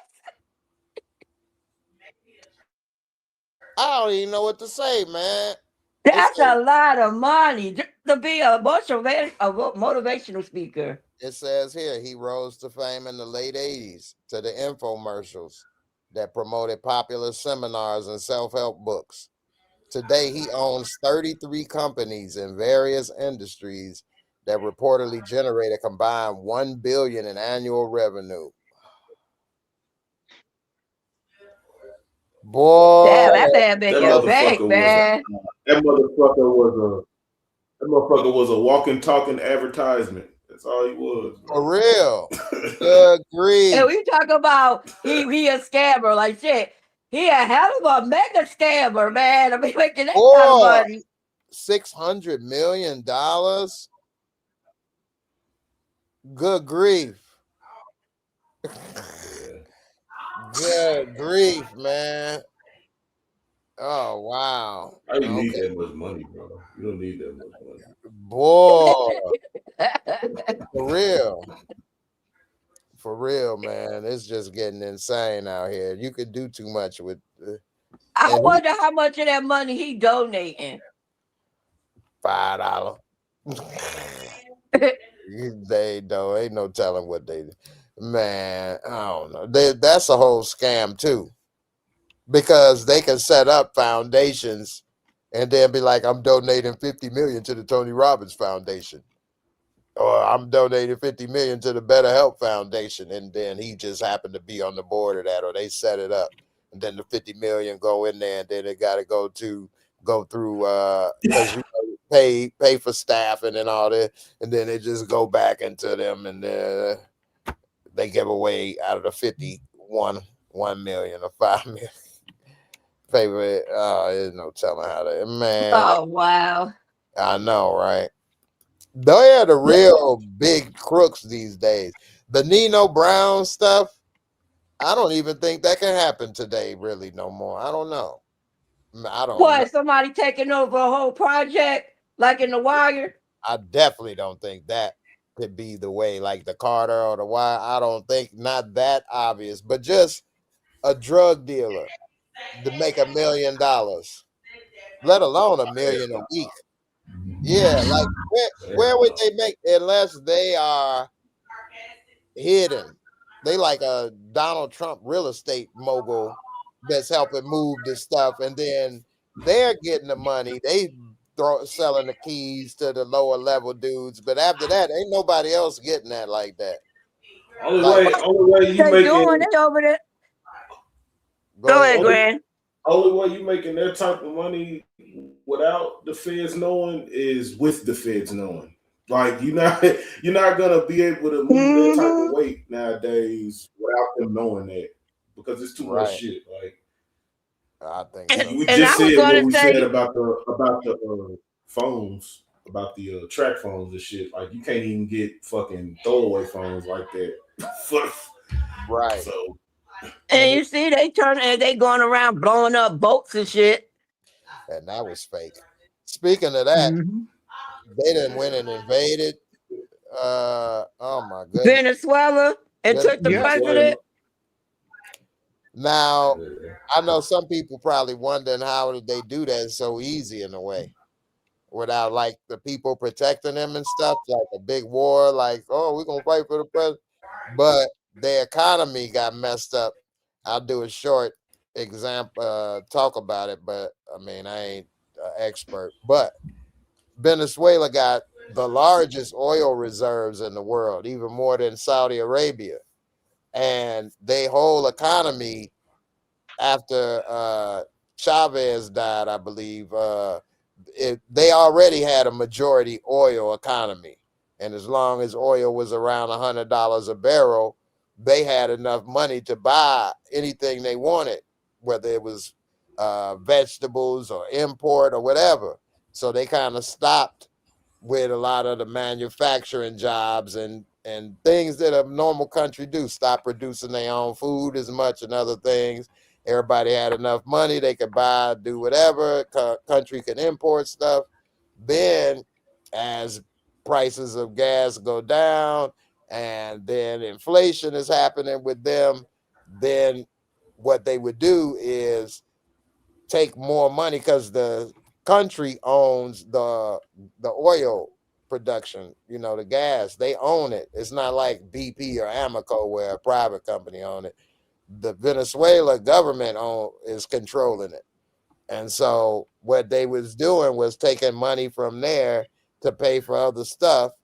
And eventually they was using so much money from there, they weren't maintaining their oil pipelines. They used to produce, I believe, close to like 1 million barrels a day or more. And then it's down to like a few 100,000 because of all of the problems with their pipeline and maintenance. And then they not paying people, then people not paid, then they leave, then people leave.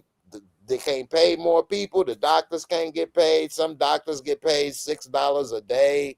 People can't get paid stuff. People want to sell stuff. You buy something, the price for a TV could be 10,000 or 5, like everything adjusted. Then they bring in like military to make sure people sell stuff at the stable prices. But then when they do, they can't rebuy stuff. Then stuff close. People leave. This is why a couple years ago, when all those millions of people were walking to the border and they were saying we had a crisis at the southern border, they were walking from Venezuela. Over 7 million people left that country because there was no food, no money. The infrastructure was collapsing. They were stealing all the jobs. And the people that left were a lot of the smartest people.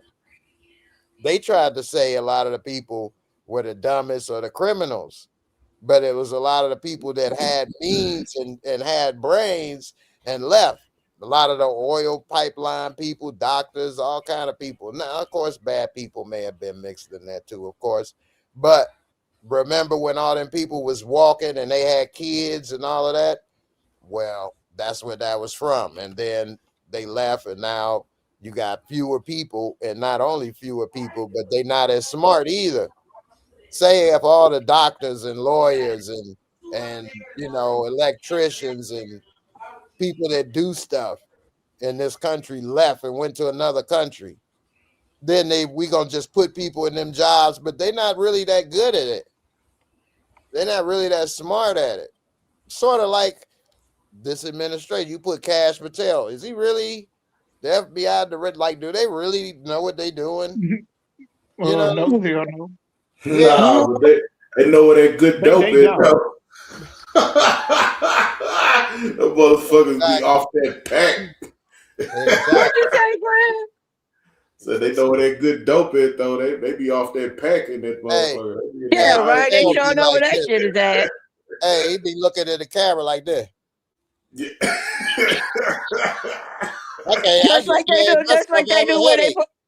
Just like they knew where they put that gun at when they went right straight to that refrigerator when they went over there to frame what's the name on Power.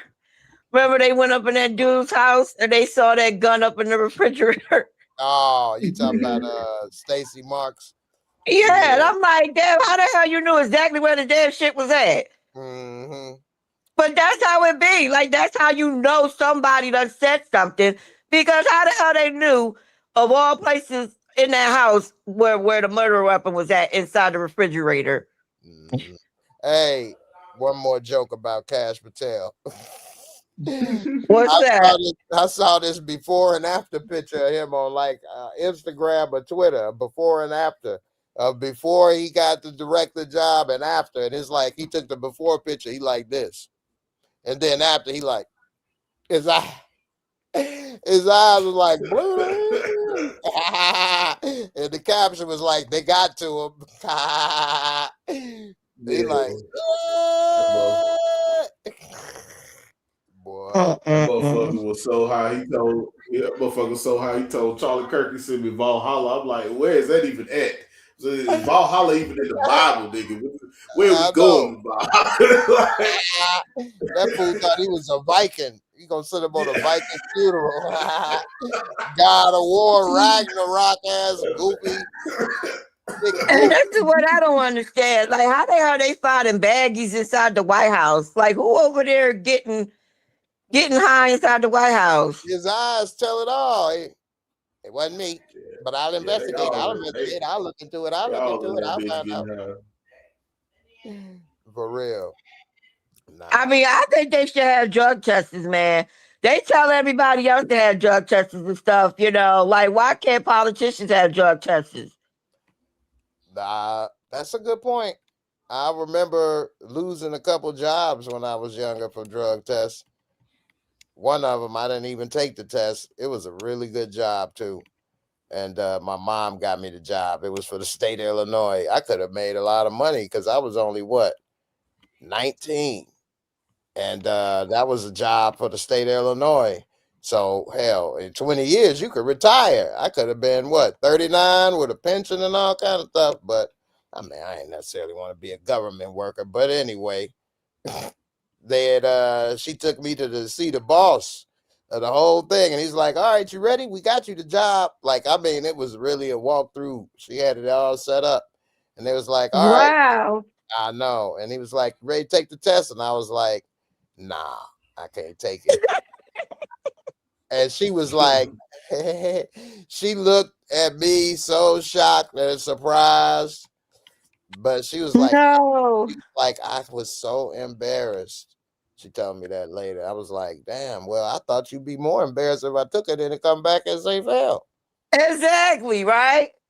And I don't know why she was so embarrassed, because a year later, because that was the commissioner of the state. He was the commissioner, Commissioner Fuller. He was the commissioner of the state of Illinois Water Reclamation District. I remember this because then the next year he went to jail for corruption. He was like stealing. Oh my God. Oh, right. So, hey, man, what the hell? He tripping on that. You corrupt people. Nah, but I remember he was like, you sure you can't take the test? I was like, nah, I was at a party around some people and they were smoking. He like, but did you? He did that. This is an old white dude too. He's like, did you? He did that. I was like, nah, but I ain't still. I don't want to do it. And what you know about that anyway? Like, how do you know that gesture? He was like, did you? He did the sound and everything. Like, I started to laugh. I'm telling you, man, don't people be up in there getting litty. For real. Just like that one dude that was the mayor over there or a president or something over there in Canada. And he was over there smoking crack. Yeah. Mm-hmm. He's still and they voted him and they re-elected him. Yeah. Why? He's back in still office. the mayor right now. Wow. He must have had a good batch too, because he's still alive. That's crazy.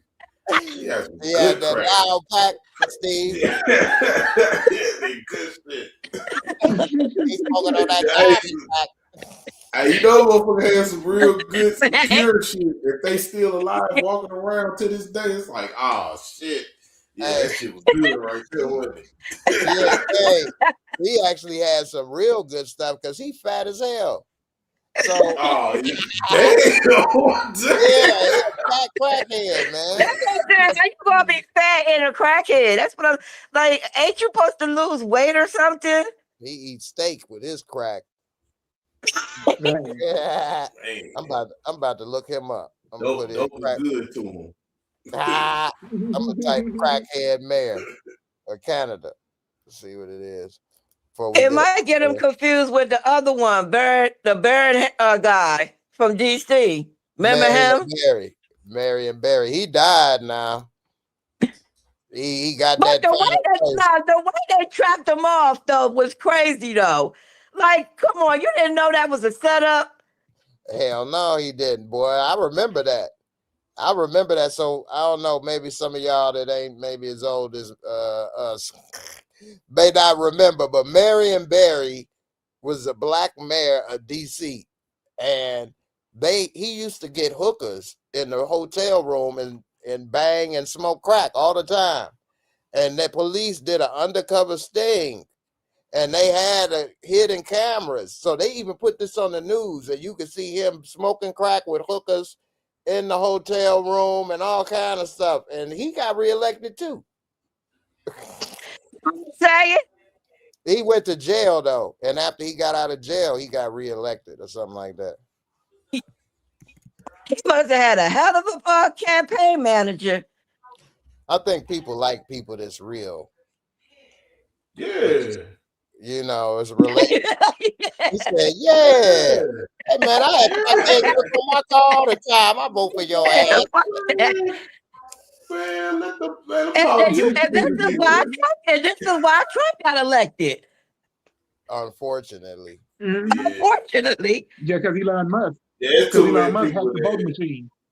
It's too many people that really thought that he was gonna really get rid of black people in America or some shit. I don't know. Like motherfuckers really thought racism was gonna just come back and just really just hold strong. I mean, they tried, but you know what I'm saying. It's a lot of pushback. So.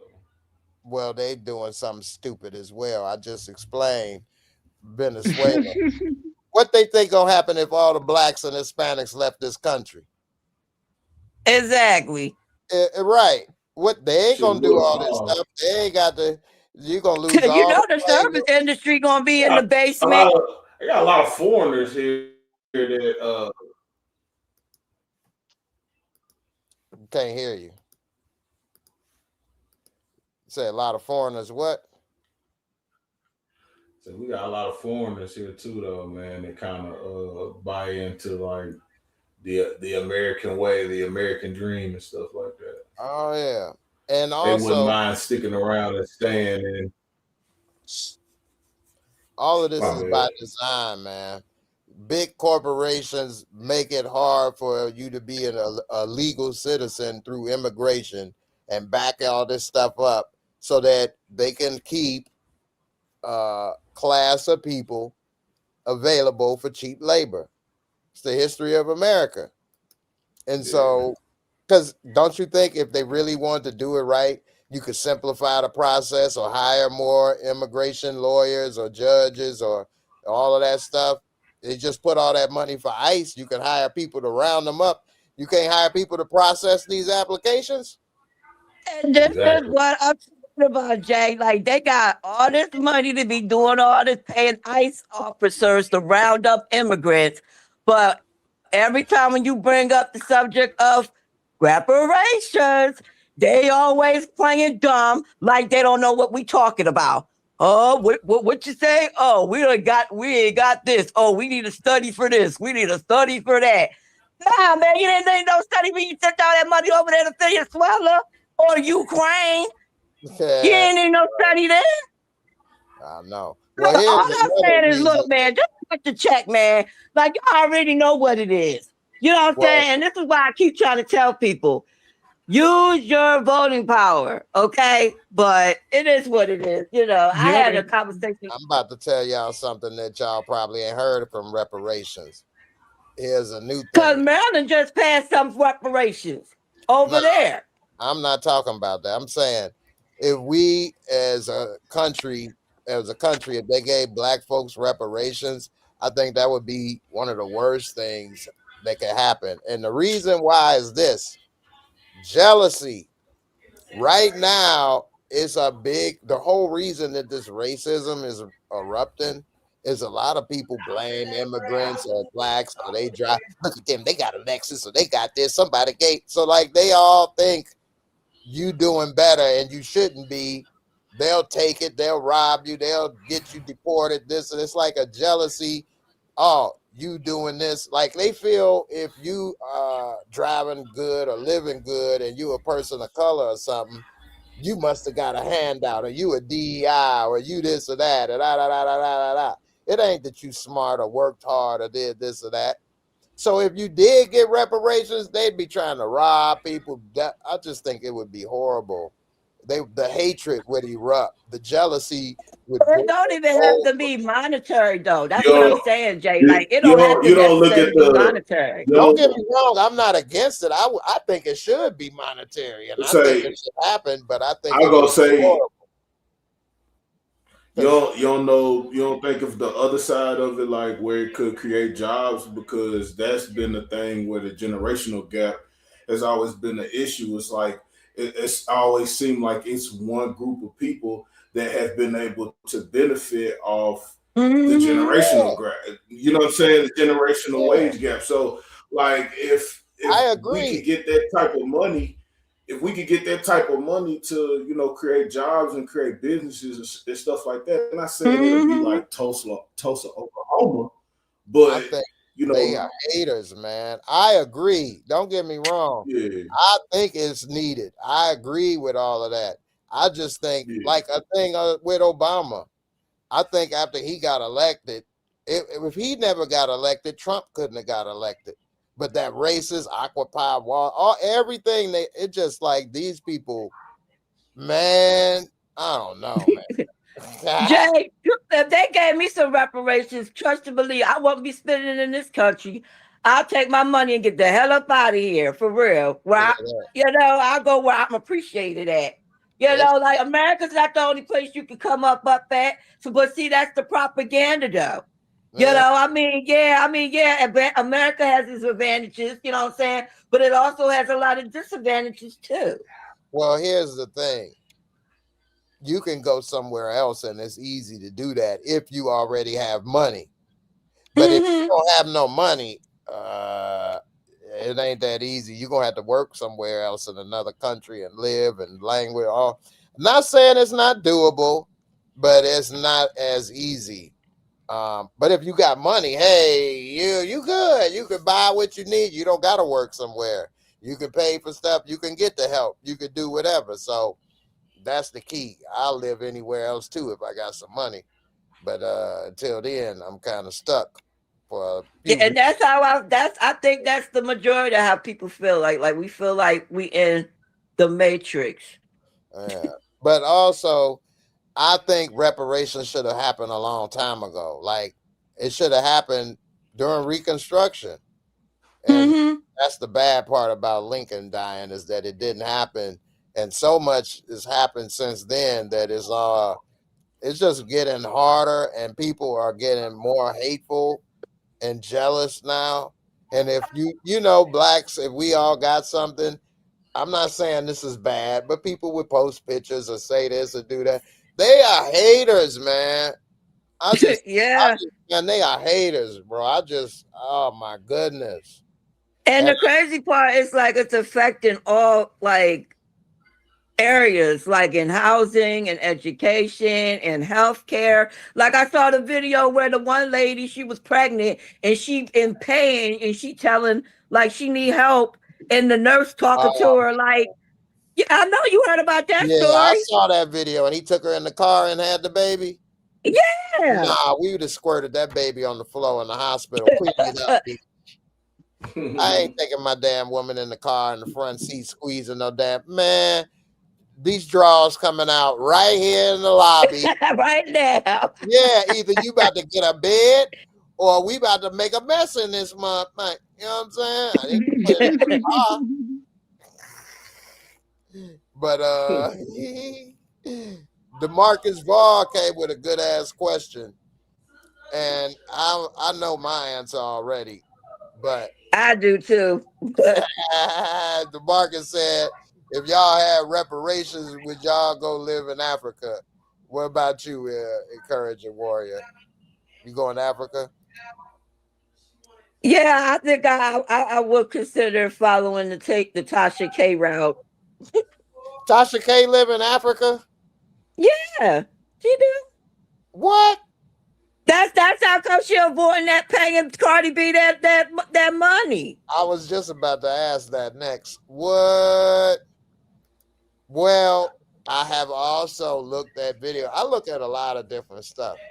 And one of the things I look at is travel vlogs. I wish I could travel. You know what else I really miss? I miss dancing. What? I miss dancing. I miss like I miss dancing too, Jay. Yeah, man, I really miss dancing. I could dance. Like, and not none of that freak dancing that they be doing with all that twerking. I'm talking about actual dancing. Okay. You could twerk on me. I wouldn't have complained. I'd have been there like the younger generation. Oh, that's all you see on the timeline. Somebody shaking their butt all the time. I'm like, man, can you actually dance? Like, do the butterfly, do the robot, do the mashed potato, do something. I miss do the playing basketball. I miss playing basketball, swimming, and dancing, man. I could grab the rim. I can't dunk though. I can shoot threes though. I can shoot, but I ain't gonna say I'm Steph Curry. We could play some pickup games and have a good time though. I miss that. I don't like running, but if we playing ball or football, I could run all day. But like jogging or running on the treadmill, that's so boring. But anyway, if I wouldn't go and live in Africa. And the main reason is I don't know nobody or nothing. I'd have to research, go there, visit. I don't even, Natasha, know people there? How do you, I don't know, man. I'm telling you, to avoid paying millions of dollars, you do what you got to do. You go through extreme measures. And you know what? I'm not even mad at her, but at the same time, like, you should have never did what you did. Like, come on now. You should have never did. Like, that was foul. Putting that woman's business out there like that. Well, not only that, she gave you cease and desist, and you playing around tearing it up. So, sort of like what Candace Owens did with Macron saying that it was a man or something. These people, they can make stuff for content and get famous. Drama and stuff sell, but then at the end of the day, it can come back on you too. Tina girl say Tasha K in Florida. Here's the thing. She said her in-laws are there. I know it's got to be dude. To go live in Africa is damn near impossible from what I've seen as an American. Without any connection. You don't know anybody. You don't have family there. I don't know how you about to do that. I thought her husband was of African descent. So that's why I'm thinking like she went over there to be over there. She might have went there or come back. Who knows? But if somebody, you got to have some connection. For Africa, first of all, you don't know the language. Yeah, they can speak English and stuff. But what if they switch up? Like, I've been places and that's just speaking Spanish. And you don't know what people saying. They could be doing, man, you're going to have to figure out something quick. You don't know what, like robbing your ass, you the golden goose. So I don't know. But it's a big culture shock. Like I watched this one video of a woman that moved from America to Africa, and she liked a lot of stuff, things are closer, but like we're used to cars, the car life. The car is the priority. We don't walk as much as we used to the store or neighborhood. Mm-hmm. Whereas everything is so local, condensed, everybody all on top of you in your business kind of. Now, that's not everywhere everybody live in Africa, of course. She wasn't rich. So she was living in a regular neighborhood. But, I mean, I just think you need some connections to wherever you go, in my opinion. That's my little small opinion. If you go to an island or something that speak English, maybe, I ain't talking Jamaica. Erupted. No, and definitely not no Haiti. Damn sure not Haiti. I might go to Dominican Republic. I They would never speak land it Spanish. now. You wouldn't go to Dominican? No, I'm talking about Haiti. I would never land there. Hell no.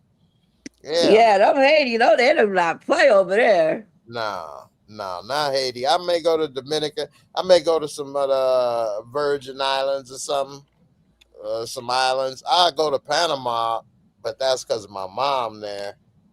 But I don't speak Spanish, and I mean, I do, but I don't.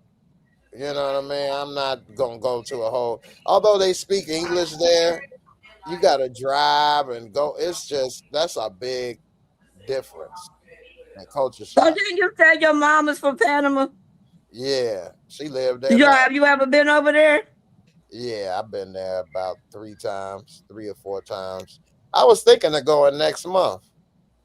I just don't have the money. I'm trying to figure out. I might have to figure out something, but So how is it over there? Is it like hot? oh yeah, it's an average of what 80 degrees all year round.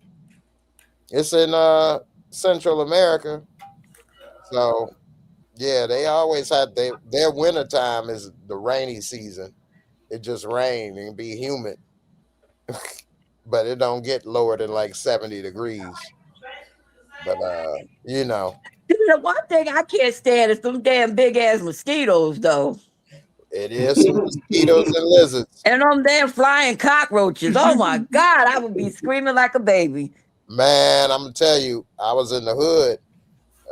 That's where my aunt stayed when I was there the last time in 2000.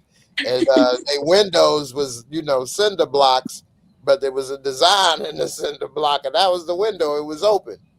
And dude, it was a big ass lizard crawling on the wall there. I was up all night looking at that thing, boy. Your ass ain't jumping on my ass in this damn thing, boy. For real. DeMarcus Vaughn said Dubai is beautiful. I don't know about that. Yeah, you could build stuff and all of that, but I wouldn't want to. You can't. Not that I'm a big drinker or a smoker and things. But I just don't like. I wouldn't want to probably. I don't know. It seems weird when somebody polices your life like that, though. Kinda. I don't know. Also, you can't be in debt, I think, in Dubai either. Like, you can go to jail for not that I plan on going there and getting in debt, but the reason I bring that up is because as a car person, if you all ever look up, I think it's Dubai or UAE or one of these places, you can find all the luxury cars there. They left them there in the desert. Like if you got a Ferrari or Bentley, all kind of the best cars in the world. People leave them if they can't make the payments. You can go to jail. So like when you going broke, people just get a plane ticket and leave, and they leave everything behind. And there's so many cars, and they will not let them be sold. They won't let them be scrapped. They just let them sit there and rot in the desert. I'm talking about like some of the best, rarest cars, Lamborghini Countach, the newest stuff, Bentleys, Rolls Royce, all of that stuff is there, sitting in the desert. Yeah, that's crazy. But man, the world is wild, man. The world is wild. I was looking at a video how they got stuff set over there in Japan. And I was like, you know what? America should be ashamed of themselves. Over there in Japan, they keep the streets over there so nice and clean. Well, I got something to say about that too. What? So, because they were talking about they put the homeless people to work and have them clean up the streets in Japan. I didn't know that. But 2 things I do know about Japan that's kind of messed up in a way is that their business culture for businessmen is wild. So like they got a heavy drinking culture in their business, and like you'll see businessmen in suits like sleep and passed out on the subway or downtown, all over the place. Because like, if you have to drink with your boss and you have to like pay or drink keep up or whatever, they could drink all into the morning. So like, it's an epidemic of like drunk businessmen, and they don't make money because they paying for all the drinks or this or that, and they sick. It's like really depressing, and they like some suicidal and things. It's like really crazy. Yeah, and then they don't believe in firing people, but then they keeping too many people and doing. It's like, oh man, they got some things going on. And then I saw something with their housing that was crazy. So like our housing situation, like a house, you live there, you can sell it, rent it, whatever. But like it's a lot of houses in Japan that are empty, and the government will give it to you for free. Right now, you can move to Japan right now, and they will give you a house for free. But there's a catch. There's always a catch. There's always a catch. And there's so many houses, thousands and thousands. It's ghosts in there. When people have died, that's what their culture believes. They will not buy that house. So some of these people, because you know they live a long time in Japan, some of them alone, and they don't have nursing home culture. So like when a person live in that house and they die in that house, then and the realtor has to tell a person nobody buys the houses. And it's gotten so bad that it's like neighborhoods and villages that are like damn near empty. Because like so many people died out, or like if it's so many homes that ain't sold, then nobody will move into that town. It's then like making towns die out and stuff. It's like, wow. And you can't tear the house down either. Like if they give it to you for free, you have to fix it up and you can live there, but you can't tear it down. Now I did see in that same video, it was like a white couple that went there and they got like 5 or 6 houses and they turned them in like Airbnbs and stuff. And then it was like kind of doing good or whatever, but motherfucker be like, why am I here in Canada? You fight outside the house every night. I know, right? Nigga here. You're not welcome here. Video game combos outside. I know, right? You come who is pretty good. You sleep in my bed. I say this nigga Bruce Lee getting some milk downstairs. Yeah. I know, right? The tiger stripes came live on that ass. But you know what? I be liking some of them Japanese anime shows and stuff. They be pretty interesting. And some of their movies be nice too. They got a big following, a real big following. I kind of regret for some reason I don't like cartoon stuff that much as I've gotten older. But like I say regret because like I know I'm late as hell, but the Boondocks, I just kind of saw that. Like I just started getting into the Boondocks like not too long ago. Not really watching it, but like I'll catch clips and like because it's got so much conspiracy stuff in there, like the Tyler Perry. Did y'all know about the Tyler Perry episode with the Boondocks? Yeah, I saw that one and the one with the Diddy one.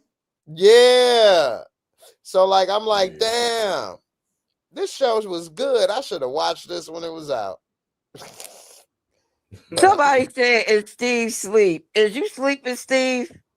No, I'm still here with y'all. Okay, Tina, Steve's still with us. He all right. Well, we gotta be checking on y'all. Well, we about to wrap it up anyway, but we go back to power before we get up out of here. Steve, since you was nice and patient, what you want to say about this finale? What you think about? We gonna see a Diamond Sampson funeral? Jenard? I don't think we getting Diamond Sampson's funeral. I think we getting the JP funeral because you can see Jennings and Tommy and Katie and Maria walking like you see Jenard sitting there. It would be shocking if he take out Katie and though if the writers are going in direction. Because and you see Jenard, he going in CBI, they gonna end up turning on him because not Diamond is out of the picture. You think CBI gonna turn? Okay, that was yeah, because he gonna end up pushing the people out the way. Okay. Because and I see this shootout with Tommy in the CBI and RD dropping by, and I see one dude jumped on top of the car is getting shot in the truck. So you know that they don't show us that much. So we get Tommy to we got to call in a favor, and you know who that is, though who we don't like, Tyreek. So he coming back with Nigerians. Yep. He coming back with Norm or RJ Barrett goons. Because I think that's going to be enough to fight off them RDs in the CBI in the messing cartels. That's going to be enough for Tommy to get a win. Okay. Courage and Because he got network. He got the Access Network. I was going to say, I would be no more good if the person that Tommy called wound up being Cristobal. He did better. I hope he did better call up Two-Bit. Oh, Two-Bit. Oh, my God. I would be livid. But I told you, I was like, where the hell Two-Bit at? Yeah, damn, man. I feel bad, Two-Bit. He was actually a good character, too. He played it good. I know. Yeah. But they didn't. They did a horrible job developing his character. Yeah, they didn't really put in what they could have. Yeah, Power. They don't develop they characters the best sometimes. I know, right? But it is. Well, wasn't Two-Bit character? Well, the his real life character. Wasn't he supposed to have been messing with what's the name? Yeah, the one that wrote the show. He was dating Courtney Kemp. Yep. That's what I heard. Yeah. Exactly. So you already know what that means. Maybe he wasn't doing what he was supposed to be doing. I know he ain't get tongue tied properly. Found out that man was staying on her couch. Man, well, he wasn't washing the dishes. I know. He should have did on the couch like Diamond and Woo. He should have pounded her on that. Hey, Courtney. Woo. Hey, Courtney hit that. Courtney hit that nigga with that. I own you, nigga. I made you. I made you. Oh man. You can't leave me. I am the coalition. I am the show. Exactly. I am the show. You can't lead the show. I am the show. I am the coalition. Yeah, man, that's funny. But this is what I don't understand. So what kind of relationship does 50 Cent like and Courtney have? Like, do we have any kind of like say so of how the show is written, or or he? Well, he probably got full creative integrity, probably for like raising Kanan. Yeah, I don't think he had that. Yeah, he have a say in it because Sasha Penn is a showrunner. Exactly. What they are the executive producers, which means they pay him for everything. They hiring everybody. So they hired a showrunner, which means that he got to answer to them.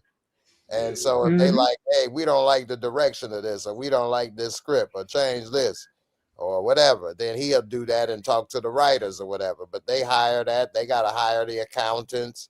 They got to hire the payroll people. They got to hire all that stuff. And then once they get the show filmed, they sell the show to stars, and then they get the money. Say it costs them, on average, I'm just estimating $100,000 to make each episode, and they sell it to stars for $1 million an episode or something. They make $900,000 in profit. I'm not saying them the right numbers. They're just easy math, right there. Same thing with Gary Lynn, though. Gary Lynn had to come back and build up this storyline in episode 9, and he did a good job producing it. Yeah, but again, 50 Cent and Courtney Kemp are the executive producers for all the shows. for Power, Raising Kanan, for Force, for the new ones. They're the executive producers.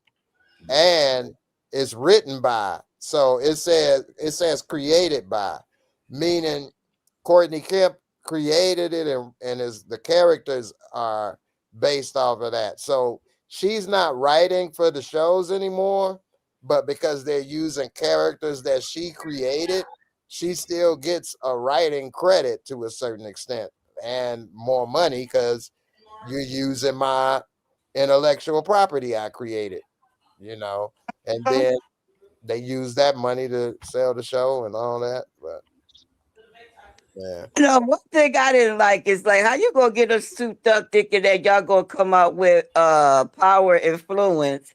And that could have been a real good spinoff with Lorenz Tate. They really didn't utilize this character to the fullest potential. Yeah. Because damn shame they killed his brother off. I know, right? And yeah, because they talking about doing Power Legacy. It's supposed to be Tommy and Tarika in it. So we don't know when we gonna get that announcement. They announced that's coming, didn't they?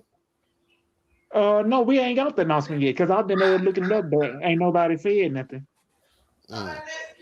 Well, as far as the Lorenz Tate, I'm just guessing, but I don't know, man. Maybe Lorenz Tate is a hood legend actor. Maybe they didn't want to give him that shine, or maybe he wanted money, or who knows? I don't know.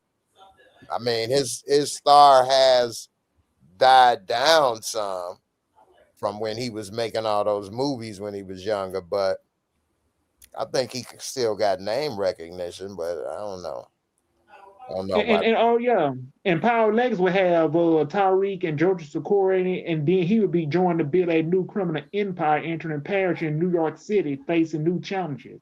Because they talking about it's rumored in you just read that? Yeah, that's what I'm looking at now. It sounded like you just read that. I'm like, damn, you said that like the show. That motherfucker said it word for word. I know, like facing new challenges. I'm like, damn, Steve broke it down to a science. I like that though. Yeah, they facing new challenges.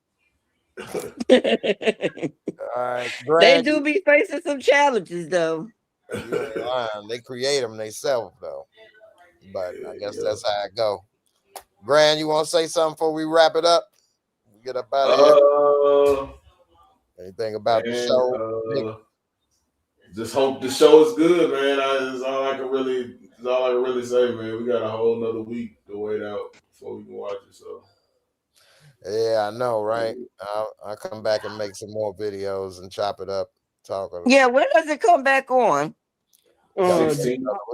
Yeah, January the 16th. Yeah.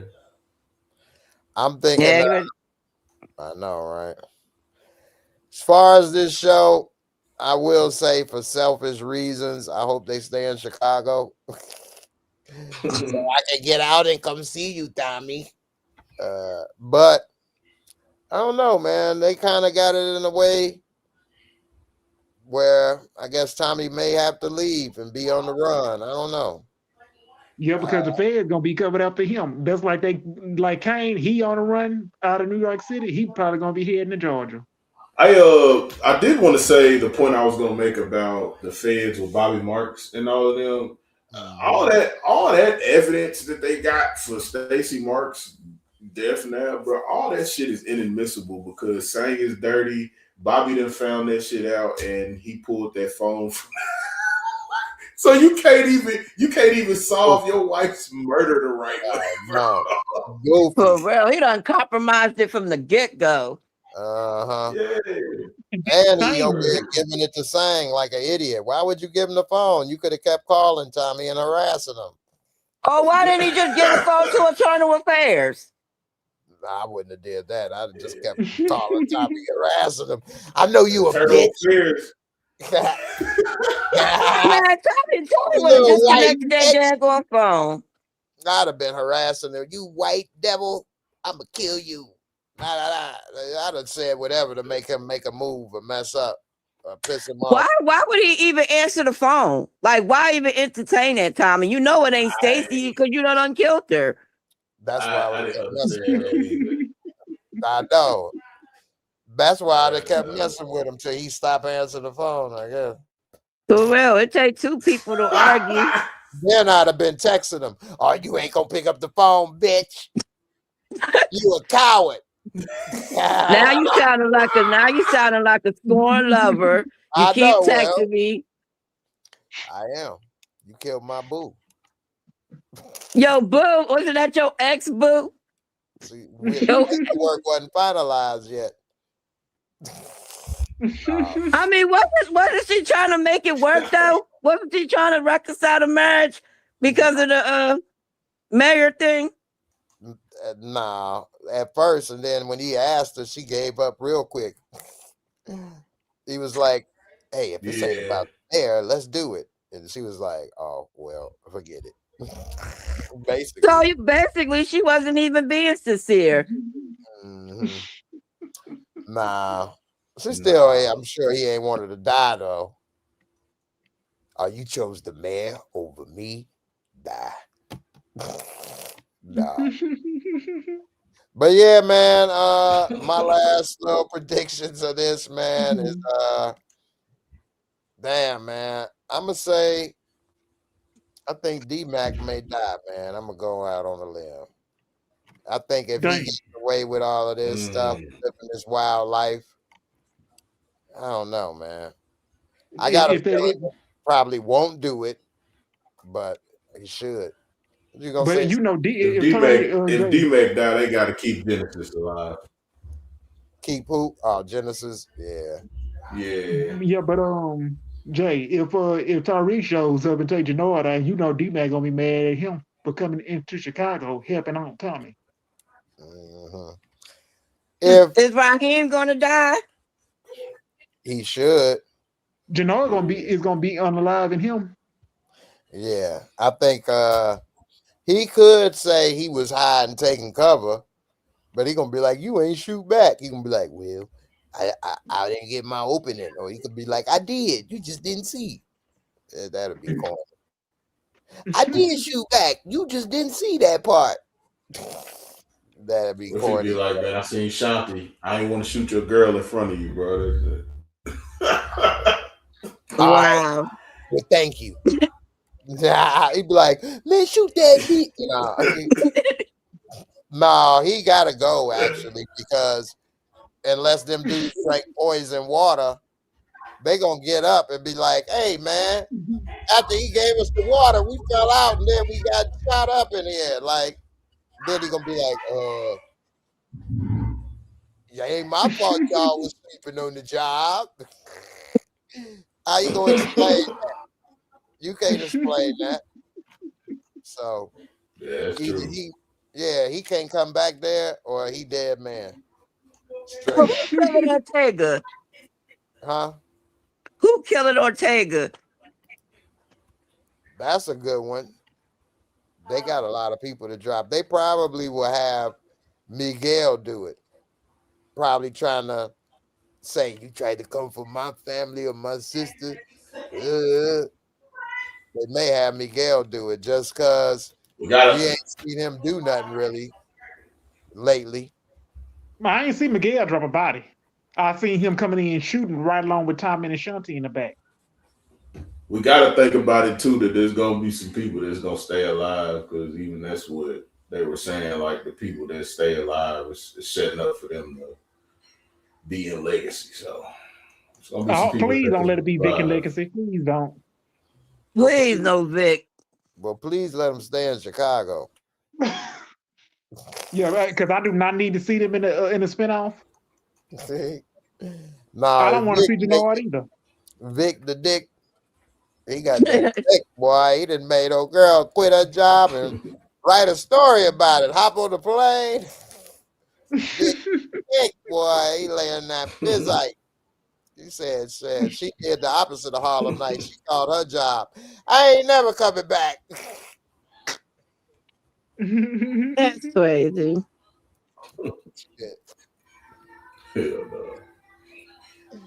Nah, but I think maybe something might happen to her. They got some like recurring thing of love being lost. So if he get away and happy, that don't seem like the power universe. I don't know. I'm trying to figure out who's this Gray Skull guy, because he was sitting there boasting his chest like he was the boss, yelling at Diamond, yelling at Jenard. Like, who are you? That's a good one too. That'll be interesting to see what happened with him. He gonna end up getting killed in the next episode. I think Please, so. I hope he do get killed because he getting on my nerve. Yeah, he only about $1.50 and he all in everybody's face like he Diamond Sampson. Yeah. And this is what I'm saying. How Diamond gonna have all that smoke for Kendra and you gonna get mad because she decided not to work with you no more? Talking about I hate a disrespectful bitch. Well, look how he treating you though. Yeah. Yeah. And you know, that would be something else. None of this stuff ever comes back to them. I guess I don't know, man. I'll be overthinking it. You gotta get I'm telling you, man, Diamond backwards as hell. I know, right? They probably stuffed her in that safe down there. I know, right? Like, where did they put the body at? For real. Put under the stairs. And you ain't got no investigation for no CO being missing. That's another thing. Yeah. Well, we'll see how it all turn out. I mean, you know, definitely should be some police after that shootout or something going on. But again, that'll take up too much time of the episode. So they probably won't do it. But, you know, we'll see how it go. I hope at least they give us more than an hour, at least an hour and 15. You know, try to tie it up a little smoother, but we'll see. Yeah. Well, y'all, I'm about to wrap it up, but definitely it was a good one. Enjoyed talking with everybody. Yeah, for sure. All right, for sure. Have a good evening. Good talking to y'all. Put my shades on for the outro. The biggest. Baby. Oh, I'm going back to Cali. Cali got gunplay, models on the runway screaming Biggie, give me one more chance. All right, y'all. Y'all have a good one. Peace. Everybody in the Peace, chat. brother. Yeah, peace, deuces. Everybody be safe, and let's make 2026 a blessed new year. You know what I'm saying? And with that being said,